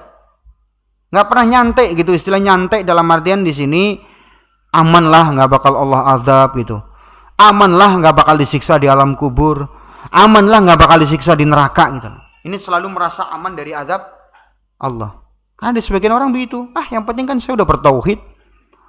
Kan orang bertauhid nanti akan diampuni dosa-dosanya kan gitu. Akhirnya dia meremehkan aturan-aturan Allah. Allah berfirman, afa aminu makrallah. Apakah mereka tidak merasa aman dari azab Allah? Fala ya'manu makrallah illal qaumul khasirun. Dan tidaklah merasa aman dari azab Allah kecuali orang-orang yang merugi. Rugi dia. Karena itu tadi, merasa aman dari azab Allah Subhanahu wa taala. Padahal kita lihat ya, tempat-tempat yang awalnya tidak pernah kena musibah atau apa, tiba-tiba Allah kasih musibah yang belum pernah dirasakan oleh umat manapun. Nggak usah jauh-jauh kita bicara kaum Lut, nggak usah jauh-jauh kita bicara misalkan kaumnya Nabi Soleh atau kaumnya Nabi Hud ya. Itu jelas ya, azab mereka nggak diragukan, ngeri gitu loh. Yang deket di negara kita aja ya. Antum tahu musibah yang menimpa di daerah Petobo, tau nggak? Bukan Lagetan, ada itu kan zaman dulu ya. Antum Lagetan udah lahir. Berarti kan tahu kan? Yang jelas kita tahu di mana tuh kemarin. Dan kita merasakannya gitu loh. Di daerah Petobo, tau nggak Petobo? Lupa antum. Nah, baru kemarin sudah lupa sebelum pandemi itu. Palu. Ingat gempa di Palu, tsunami. Itu daerah Petobo sana. Siapa yang kemarin terjun ke sana? Ada? Atau kalaupun nggak terjun, minimal antum lihatlah ada ceramah ustadz-ustadz di sana. Langsung di lokasinya itu. Ada ceramah ustadz yang langsung di lokasi itu. Antum lihat. Rata semuanya coba. Gimana Allah meratakan rumah itu rata. Cerita warga yang ada di situ apa? Tanah itu jalan seperti ombak. Bayangin. Nah, yang saksi yang selamat mengira ini kayaknya udah kiamat gitu loh. Lu bagaimana kiamat coba bayangin. Itu baru sekedar gempa sama tsunami udah gitu dahsyatnya, bikin orang stres langsung. Kalau kiamat nanti, anak kecil saja langsung berubah. Lihat kiamat. Ya. Ini bayangin. Jadi konon ya kesaksian yang ada di sana itu apa? Orang yang melihat langsung musibah itu, tanah itu berjalan seperti ombak begitu. Jadi langsung rumah langsung ditelan ke bumi, ya. Ada sebagian manusia udah nggak perlu dikubur lagi, sudah Allah apa? Masukkan semuanya ke bumi, jadi nggak perlu dikubur-kubur lagi. Ya itu kan kuasa Allah. Padahal ada nggak prediksi sebelumnya bakal ada gempa di Palu parah, akan menelan korban sekian ratus orang gitu ya, akan menelan menghilangkan apa kampung semuanya, rata kampung gitu, masuk semuanya kampung. Bayangkan rata ya. Ketika saya melihat ada ustadz ceramah di situ ya, itu apa bener-bener rata ya. Rumah saja sudah pada masuk, bahkan tanah bergeser ya. Bergeser tanah itu. Ini yang ada di kampung sini geser sampai ke kampung sebelah. Lihat dahsyatnya itu gempa di Palu waktu itu ya. Ini yang kita saksikan di masa sekarang, dan mereka bakal memprediksi nggak ada gempa? Nggak ada. Tsunami Aceh ada nggak prediksi bakal ada tsunami besar? Nggak ada. Kalau diprediksi rata-rata nggak benar beritanya. Dan nggak terjadi. Dulu ada prediksi di tsunami di sini, nggak terjadi juga. Seringnya azab Allah itu apa? Tidak bisa diprediksi dan datang tiba-tiba. Fala ya'manu makrallah illal qaumul khasirun. Makanya kalau merasa aman dari siksaan Allah, pasti umat merugi itu. Kita harus siap kapanpun bahwa apa? Sewaktu-waktu azab Allah bisa datang. Gitu. Ya. Kemudian apa? Gempa di Sumatera Barat. Ya, saya pernah ke sebuah tempat namanya Pariaman. Ada di sini lahir di Pariaman? Ada? Oh enggak ya. Rata-rata orang mana di sini? Jawa rata-rata. Oh. Saya pernah berkunjung ke tempat namanya Pariaman di sana ya. Jadi ada sebuah kampung jemaah. Ya, antum tahu kampung itu rata seperti rata satu kampung itu ketika gempa di sana. Iya. Rata semuanya. Dan itu kesaksian warga yang ada di situ. Bagaimana luar biasanya kalau Allah sudah menurunkan apa? Musibah. Mungkin timbul pertanyaan, Ustaz, musibah itu azab apa rahmat sih? Ya tergantung. Kalau menimpa orang-orang yang beriman, ada orang beriman di situ ikut kena, itu rahmat Allah. Terhapus dosanya. Biiznillah. Tapi kalau mengenai orang-orang kafir, orang-orang munafikun, maka itu azab. Jadi ya dilihat orangnya saja. Ya. Baik. Ya. Dan contoh-contoh lain sangat banyak ya kayak kemarin ya, datangnya COVID-19 itu kan siapa orang prediksi bahwa COVID akan jadi pandemi di seluruh dunia ya, merontokkan tempat-tempat bisnis mewah sekalipun. Antum lihat ya, tempat yang biasanya menghasilkan penghasilan besar, ramai, nggak pernah sepi seperti Las Vegas langsung tutup. Bayangkan dengan adanya pandemi COVID, tutup Las Vegas itu sampai. Karena apa? Mereka nggak boleh ngumpul kan, padahal itu tempat ramai dan selalu apa nggak pernah sepi Las Vegas, dan tempat perjudian terbesar di dunia ya di situ ya. Mau cari apa aja di Las Vegas ini yang sifatnya maksiat ada semua di situ ya. Tapi tutup coba, itu kuasa Allah tabaraka wa taala ya. Jadi kapan saja azab Allah itu bisa datang dan tidak pandang bulu gitu. Ini yang keberapa tadi? Yang ketiga, tidak merasa aman dari makar Allah ya. Makanya Al Hasan Al Basri mengatakan al-mu'min ya'malu bit ta'at wa huwa musyfiq wajil khaif.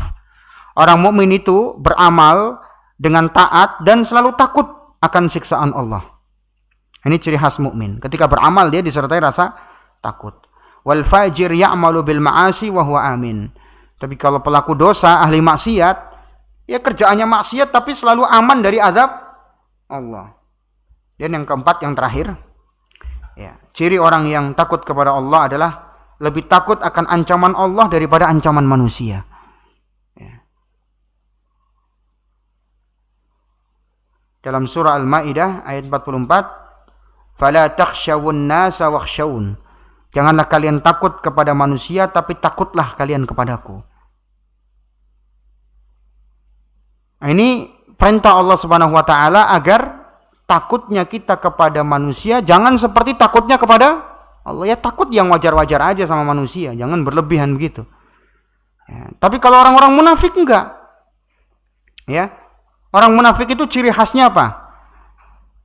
Mereka menjadikan takutnya kepada manusia melebihi takutnya kepada Allah Subhanahu wa taala. Ya. Jadi ada Al-Qur'an menyebutkan ayatnya bagaimana? Ada yang ingat enggak? Kok saya agak lupa ya ayat-ayatnya, coba saya cek dulu.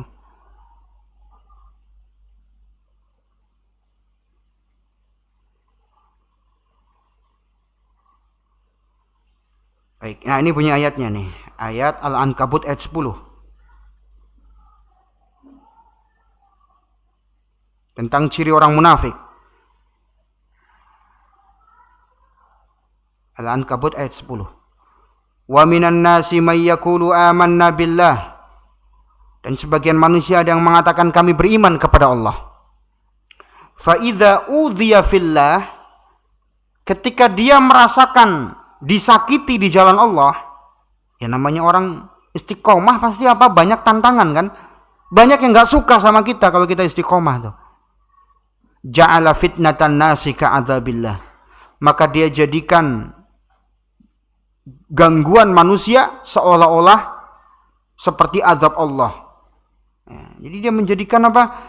Takutnya kepada manusia seperti takutnya kepada Allah. Bahkan bisa jadi lebih takut manusia daripada Allah. Ya. Terutama kalau kita berada di sebuah komunitas yang sifatnya minoritas dan di situ mayoritas orang nggak benar. Ada penelitian di Amerika sana. Ini penelitian yang sifatnya riset gitu ya, uji coba. Antum tahu nggak uji cobanya apa? Ini kalau ada papan tulis saya mau tulis ya. Jadi gini, ini membuktikan bahwa kebanyakan orang itu nggak kuat jadi orang yang beda, nggak kuat untuk bersikap masa bodoh. Rata-rata itu pasti ngikuti circle mayoritas di masyarakat situ, atau circle di tempat itu, atau circle di tempat dia kerja. Nah, dimanapun lah, intinya di setiap circle gitu loh. Nah, ada penelitian begini. Jadi ini dia orang Amerika, dia membuat garis panjang segini ya. Ini panjangnya segini, ini satu garis ya. Di satu lembaran kertas, satu garis ya. Kemudian lembar kertas berikutnya atau di sampingnya ada 3 baris. Satu baris kecil, lebih kecil dari titik baris ini. Nah, garis yang di tengah panjang, lebih panjang daripada garis ini. Yang di sebelah kanan lagi, garis sebenarnya sama kalau diurut dengan garis yang di kertas ini atau di titik ini. Sama sebenarnya. Cuman karena dia di baris ketiga jadi kelihatan kayak nggak sama, tapi sebenarnya sama. Nah, diuji nih orang nih. Diuji, satu orang dia disuruh nebak ya. Kemudian disuruh sekumpulan orang ke situ, tapi sudah direncanakan. 10 orang ini bilang ketika garis ini yang di samping kertas bertemu garis yang ketiga, sepakat ukurannya nggak sama gitu loh. Nah, satu orang ini coba istiqomah nggak dia dengan jawaban itu, dengan jawaban ukurannya sama. Nah, ketika awal melihat, dia pasti akan menjawab apakah sama garis yang di kertas ini dengan garis yang ketiga yang ada di samping. Kalau yang pertama kedua kan jelas enggak ya, paham kan Tom? Nah, orang ini akan mengatakan apa? Garisnya sama ukurannya. Sama orang, cuman karena kehalang 2 garis ini aja. Tapi kebanyakan orang di situ kan sudah disetting. Oh, enggak sama ukurannya, beda.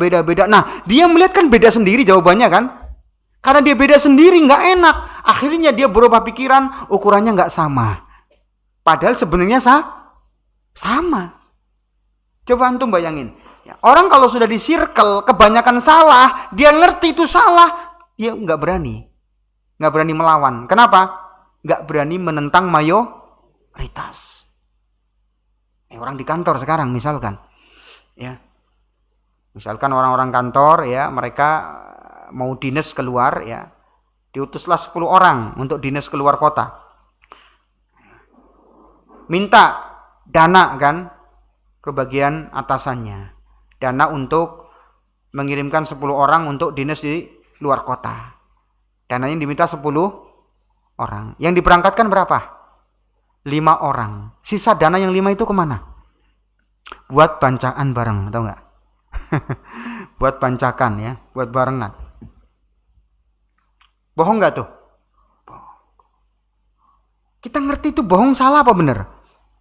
Kita berani nggak menentang di kantor itu dengan teman-teman kita? Oh enggak, ini nggak bener, saya nggak mau ikut. Bancakan sendiri aja itu nggak bener. Otomatis kita bakal diapain? Sok suci, duit kok nggak mau gitu. Ya nggak? Dinyinyirin orang sekantor ya. Atau nggak, kalau nggak pun nggak sekantor ya di departemen dia jadi dikucilkan. Kenapa? Nggak mengikuti kebanyakan orang. Padahal salah, itu tahu kita salah. Tapi kadang-kadang kita ya ikut aja. Kenapa? Nggak ikut karena kebanyakan, nggak enak karena kebanyakan orang. Itu makanya kenapa Abu Thalib nggak mau masuk Islam? Iya, karena kebanyakan masih musyrik, nggak mau Abu Thalib masuk Islam. Itu tadi ini pengaruh apa? Lingkungan seperti itu. Jadi takutnya kepada manusia melebihi takut kepada Allah. Sering pertanyaan begitu, Ustadz, lingkungan saya begini. Saya nanti kalau nggak begini sendiri jadi begini gitu ya. Ya orang-orang pada dangdutan, saya nggak ikut dangdutan gimana? Kok di rumah sendiri gitu. Seolah-olah kayak terkucil. Orang pada apa? Ngamalin amal-amal yang nggak syar'i gitu ya. Selamatan kematian dan yang misalkan. Ya kok saya nggak ikut sendiri jadi gimana? Nah itu kebanyakan akhirnya ikut gara-gara nggak enak dengan circle-nya, dengan masyarakatnya gitu ya. Ya, tapi kalau kita mengedepankan takut kepada Allah, ya semuanya ringan. Manusia berapa sih kekuatannya? Ya cuman 1 RT, ya cuma 1 departemen di kantor misalkan. Nabi pernah dimusuhi orang 1 kota, bayangkan. Di mana itu Nabi? Ketika dakwah di Taif, bayangkan. Seluruh penduduk Taif itu 80 kilo dari Mekah. Ada yang pernah ke situ nggak? Mungkin kalau yang umroh ya kadang-kadang mampir ke situ ada ya.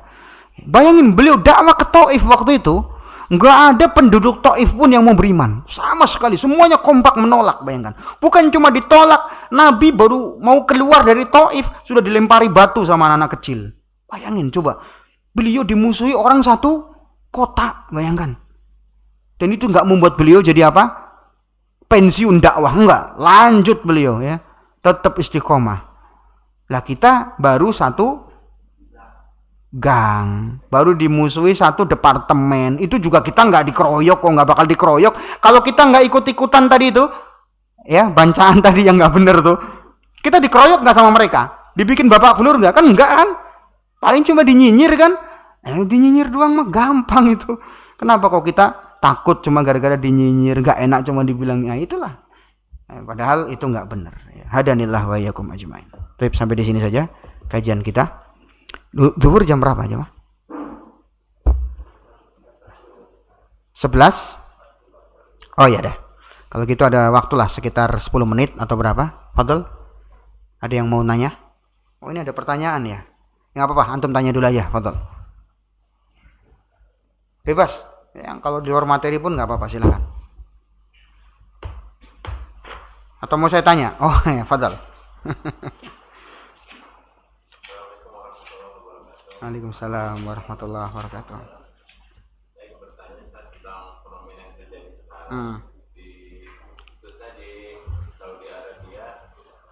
Apakah itu salah satu tanda-tanda Kiamat? hari kiamat? Oh iya. Ya, terima kasih Ustaz. Ada perayaan Halloween di Saudi Arabia. Apakah itu tanda-tanda kiamat? Tanda kiamat itu butuh dalil. Nggak ada Halloween aja udah banyak tanda kiamat yang lain. Contohnya banyaknya pembunuhan. Kalau banyak pembunuhan nggak usah jauh-jauh ke Saudi. Di Indonesia kasus pembunuhan berapa? Bandingkan dengan kasus pembunuhan di Saudi, lebih banyak mana? Indonesia dong. Saudi orang bunuh mikir-mikir. Karena kalau membunuh hukumannya dipancung di sana. Sekarang kita ini kadang begitu lucu gitu loh. Lucunya kita itu, lucunya bukan kita, media. Jauh-jauh bicara Saudi. Ya, tanda-tanda kiamat udah muncul di Saudi Halloween. Gak usah bicara Halloween. Tanda-tanda kiamat yang jelas ada dalilnya itu apa? Banyaknya pembunuhan. Gak usah jauh-jauh ke Saudi. Di Indonesia berapa kasus pembunuhan coba? Bahkan ada pembunuhan, orang sendiri bingung kenapa saya bunuh si A. Bingung coba. Di sidang bingung. Kenapa saya bunuh si A ya? Nggak ngerti juga loh kan. Logikanya nggak masuk gitu loh. Itu jelas tanda kiamat. Nggak usah jauh-jauh. Lihat Halloween. Itulah media begitu. Ya. Antum lihat sekarang begini aja. Orang kalau biasanya berbuat baik, biasanya beramal soleh, tiba-tiba apa? Tiba-tiba ya jatuh ke hal yang meragukan. Contoh misalkan, orang taunya kita dia soleh kan, banyak amal solehnya. Tiba-tiba suatu saat dia membonceng wanita dan wanitanya nggak kita kenal. Rata-rata orang akan apa? Curiganya banyak kan?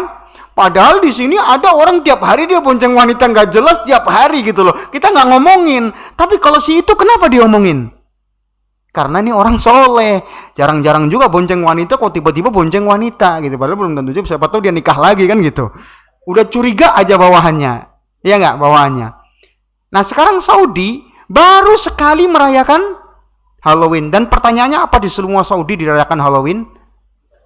Coba cek itu paling di tempat mana? Paling di mall 1, 2, 3. Apa semua Saudi? Di Riyadh doang. Di Madinah ada nggak? Antum jangan bandingin Riyadh sama Madinah. Nggak usah jauh-jauh. Jeddah sama Mekah aja udah beda. Antum ke Jeddah, itu beda kondisinya dengan Mekah. Karena Mekah itu tanah haram. Beda sama Jeddah. Di Mekah, nggak bakal antum lihat apa? Wanita buka aurat di situ. Terang-terangan buka aurat. Nggak bakal. Karena orang kafir nggak boleh masuk Mekah. Kemudian apa? Beda sama Jeddah. Jeddah memang tempat bisnis. Ya. Metropolitan, sehingga banyak orang-orang yang masuk, dan di situ bukan cuma orang muslim aja, non muslim juga banyak di situ. Orang kerja di situ kan. Ya antum nggak bakal ya apa istilahnya beda lah. Ke Madinah beda lagi. Antum lihat Madinah itu Masya Allah luar biasa. Ada orang merayakan Halloween di Madinah. Tapi itulah media. Media itu framingnya pinter. Dibuatlah apa? Saudi. Padahal Saudi itu luas. Saudi yang mana bro? Ya enggak? Cuman di Riyadh. Riyadh di mana? Mungkin di 1, 2, 3 mall doang. Apa semua Riyadh? Apa semua masyarakat? Oh yuk Halloween bareng-bareng. Seperti kejadian di mana di Korea Selatan itu? Di daerah mana itu? Di Taiwan ya. Apa seperti itu pemerintah Saudi menggerakkan Halloween sampai berjibul orang kayak di Korea? Wong cuma 1, 2, 3 orang doang digerakkan. 1, 2, 3 orang. Mungkin di mall berapa, dan itu nggak rame-rame. Kenapa kok pemberitaan heboh begitu? Gitu. Media jawabannya. Maka sekali lagi apa? Kita nggak usah mempedulikan media. Media itu cuma cari keuntungan duniawi. Mereka kurang berita gitu loh kalau kita katakan ya. Akhirnya sesuatu yang bisa jadiin berita dijadikan apa? Berita. Tapi maknanya bukan kita membenarkan Halloween. Ya enggak, kita nggak membenarkan kok. Cuman ya jangan berlebihan dong dalam memojokkan sebuah negara. Ya, cuma kejadian 1, 2, 3 tempat doang sudah di framingnya berlebihan seolah-olah seluruh Saudi digerakkan untuk Halloween. Itu kan lebay namanya seperti itu. Jelas? Kita katakan Saudi itu bukan Daulah Utsmaniyah, bukan bukan Daulah Abbasiyah, bukan Daulah Umayyah, kan bukan. Artinya apa? Ya kekurangan ada. Saudi nggak sempurna. Siapa bilang Saudi sempurna? Saudi nggak sempurna. Banyak kekurangan di Saudi. Ya. Tapi kalau dibandingkan negara lain, mana yang lebih mending? Ya jelas lah. Sekarang coba negara mana yang mempraktikkan hukum kisos? Potong tangan bagi pencuri. Ya. Mana coba? Nggak bakal dapat antum. Jangan satu kekeliruan di satu sisi kemudian jadi efek negatif di semua sisi. Itulah itu media seperti itu. Ya. Sebagian lagi ada yang membanding-bandingkan, "Wow, kenapa Maulid dilarang, kemudian Halloween dibolehkan?" Ya jawabannya simpel, tanyain aja sono ke Muhammad bin Salman, kok tanyain ke saya repot-repot. Saya pernah ditanya begitu soalnya, "Ustadz, kenapa kok ada beberapa ulama di Saudi di penjara?" Loh, kok nanya ke saya? Memang saya punya jabatan apa di Saudi gitu loh. Kalau saya punya jabatan di Saudi mungkin saya jawab. Boro-boro saya juga digaji sama Saudi juga enggak gitu. Oh nanyanya ke saya gitu kan. Itu kan lucu. Ya tanyalah ke mereka, ke raja ke pejabat-pejabat Saudi, tanya ke kedutaan Saudi, bukan tanya ke saya. Ya itulah kadang seperti itu. Nah sekarang ketika ada ulama di penjara, di penjaranya karena apa? Kan kita nggak tahu juga. Makanya jangan sok lah kita ngurusi rumah tangga orang. Rumah tangga orang aja kita nggak boleh sok. Ini negara orang lagi mau diurus. Subhanallah. Sekarang kita tahu negara Saudi pun juga punya politik, punya strategi untuk berpolitik. Ya. Strategi politiknya pemerintah Saudi kan kita nggak tahu. Indonesia strategi politiknya apa? Bebas aktif. Tahu nggak rinciannya bebas aktif? Antum juga nggak tahu kan? Dan negara kita aja kadang nggak tahu kita sistem politiknya di negara kita. Apalagi mau ke Saudi. Saudi punya politik apa di balik Halloween kan kita nggak ngerti. Ya? Apa mungkin dalam rangka untuk hal ini, hal itu, atau mungkin Saudi sedang ya ada ancaman dari negara-negara Barat, ya? Sehingga itu bisa membahayakan rakyat Saudi, sehingga mungkin Saudi dalam rangka apa? Meminimalisir permusuhan negara-negara Barat, mungkin dibuatlah seperti itu, ya. Pertanyaannya sekarang Halloween yang dirayakan di Saudi, dirayakan mas sebagian orang kecil, nggak semuanya, kecil doang, cuma di mall-mall aja. Itu ada yang buka aurat nggak? Sampai wanita buka jilbab ada nggak? Nggak ada kan? Makanya kita kan nggak tahu politiknya Saudi di belakang itu apa. Faham? Sehingga Saudi, apakah mungkin karena ada ancaman dari negara Barat, ancaman dari negara kafir, mungkin dengan sebab adanya kayak gitu kecil saja di mall, mungkin membuat negara Barat, udahlah nih Saudi teman saya. Jadi nggak jadi apa? Nyerang. Itu kan politik, kita nggak ngerti. Jadi jangan cepat-cepat kita suudzon dengan sebuah negara, kan kita nggak tahu. Ya, ini pertama ya dari segi itu. Kemudian berikutnya apa? Kalaupun taruhlah itu kesalahan, ya memang kita katakan Saudi nggak sempurna kan seperti tadi itu. Saudi tidak sempurna, ya ada hal-hal yang keliru, tapi dibandingkan negeri lain Saudi itu jauh lebih, lebih syar'i, lebih aman, ya. Bayangin orang di situ kan, antum lihat di Madinah toko barangnya ditaruh di mana? Di pinggir jalan, ada yang nyuri nggak? Ada. Padahal nggak ada CCTV loh jemaah. Ya ada apa enggaknya Allah alam, nggak kelihatan banget. Ada sebagian tempat nggak di sini dibiarkan buka. Coba di Bekasi antum begitu. Sudah, makanya apa? Jangan hanya lihat negatifnya saja di sebuah negara. Dan kita juga nggak tahu sistem politiknya gimana. Nah kalau merayakan Maulid kan memang nggak ada kebutuhan mau merayakan. Ada nggak yang mengancam Saudi? Saudi kalau nggak merayakan Maulid bakal di obok-obok, nggak ada kan? Dan Saudi punya pendapat Maulid nggak syar'i, ya apa salahnya? Kalau antum berpendapat Maulid boleh, ya tafadhol antum merayakan Maulid, dan nggak perlu mencela orang yang nggak merayakan apa Maulid. Ya beda pendapat kan biasa, jelas. Jadi jangan dijadikan dihantem-hantemin. Ini dihantam dengan ini, ya nggak tahu antum kan kerajaan Saudi bagaimana politik mereka kan nggak ngerti, ya. Dan antum tahu Saudi itu negara sentral. Amerika saja sampai marah-marah karena produksi minyaknya apa? Dikurangi dan dipangkas sama Saudi. Iya. Antum bayangin, jadi wajar kalau kemudian Saudi juga punya politik gimana menghadapi negara-negara Barat, negara-negara kafir, apalagi Saudi itu sangat sentral. Mereka menjaga Baitullah. Kan nggak tahu kita politiknya Saudi bagaimana untuk menjaga ketentraman Baitullah, menjaga jemaah haji supaya tetap aman di situ. Coba bayangin kalau Saudi konflik, orang mau haji gimana? Makanya Saudi itu punya cara sendiri, antum nggak usah apa? Nggak usah pusing-pusing mikirin politiknya mereka, urusi aja keluarga antum gitu loh. Rumah tangga antum belum tentu beres, sudah ngurusin negara orang gitu loh. Jadi Saudi punya politik sendiri menghadapi negara-negara Barat gimana supaya nggak menyerang, ya, supaya negerinya tetap aman. Coba antum bayangin kalau Saudi konflik kayak di Irak, aman nggak kita mau haji di situ? Mau umroh mungkin kita mikir-mikir kalau kayak di Irak, dikit-dikit ada bom bunuh diri, coba. Di Irak kan seperti itu, setiap saat itu bom nggak bisa diprediksi. Tiba-tiba nyerang gedung ini, gedung itu, nggak bisa diprediksi. Makanya saya pernah melihat di YouTube itu ada kuburan massal di daerah Irak sana. Berapa? 2 kilo kuburan, jemaah. Orang meninggal di situ. 2 kilo kuburannya, antum bayangin. Kuburan di sini berapa? Paling berapa meter? Itu 2 kilo kuburan, bayangkan. Kenapa? Saking banyaknya orang meninggal di sana. Hampir tiap hari tahu-tahu ada korban bom, korban penembakan, korban sniper. Bayangkan. Kalau seperti itu kondisi Saudi, gimana kita mau aman umroh sama haji, ya enggak? Nah itu, makanya sudahlah, nggak usah ngurusi hal yang semacam itu, urus saja rumah tangga antum gitu. Kalau kita ketemu orang kayak begini nih. Iya, Masya Allah. Ini ada hadiah ya? Ada yang bisa jawab nggak ini? Tadi yang nanya aja, anak kasih, antum nanya ya? Nah, ini hadiahnya. Apa yang ini? Apa dah? Iya. Baik. Iya, pertanyaan saya ini kan ada hadiah ya. Maka saya kasih pertanyaan. Apa perbedaan khauf dengan khasyah? Nah, ini hadiahnya nih. Siapa yang bisa jawab?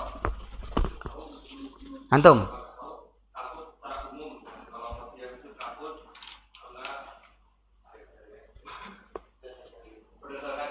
Saya kan ilmu. Ya. Betul ya, ini hadiah buat antum.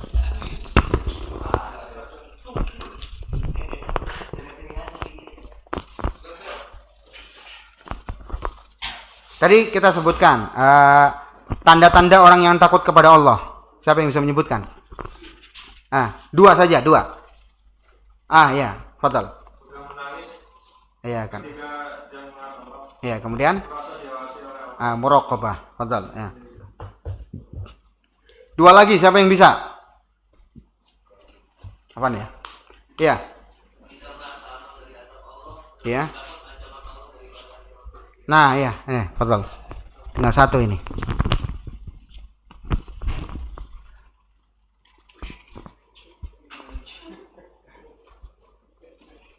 Tadi kita sebutkan ya, kiat-kiat meraih khasyatullah. Kiat-kiat meraih khasyatullah. 3 saja, siapa yang bisa nyebutin? 3. Yang lain ganti. Sama gitu loh. Antum mau kasih siapa? Istri antum ya. Ya, ada yang lain nggak? 3 aja.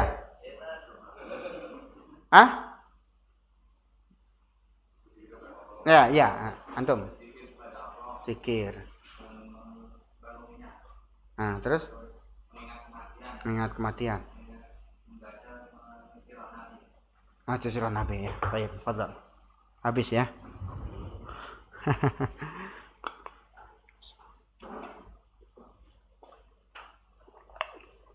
Cukup insyaallah ya. Sambil jeda kita menunggu azan zuhur, kita akhiri majelis kita dengan doa kafaratul majelis. Subhanakallahumma bihamdika asyhadu an la ilaha illa anta astaghfiruka wa atubu ilaik. Assalamualaikum warahmatullahi wabarakatuh.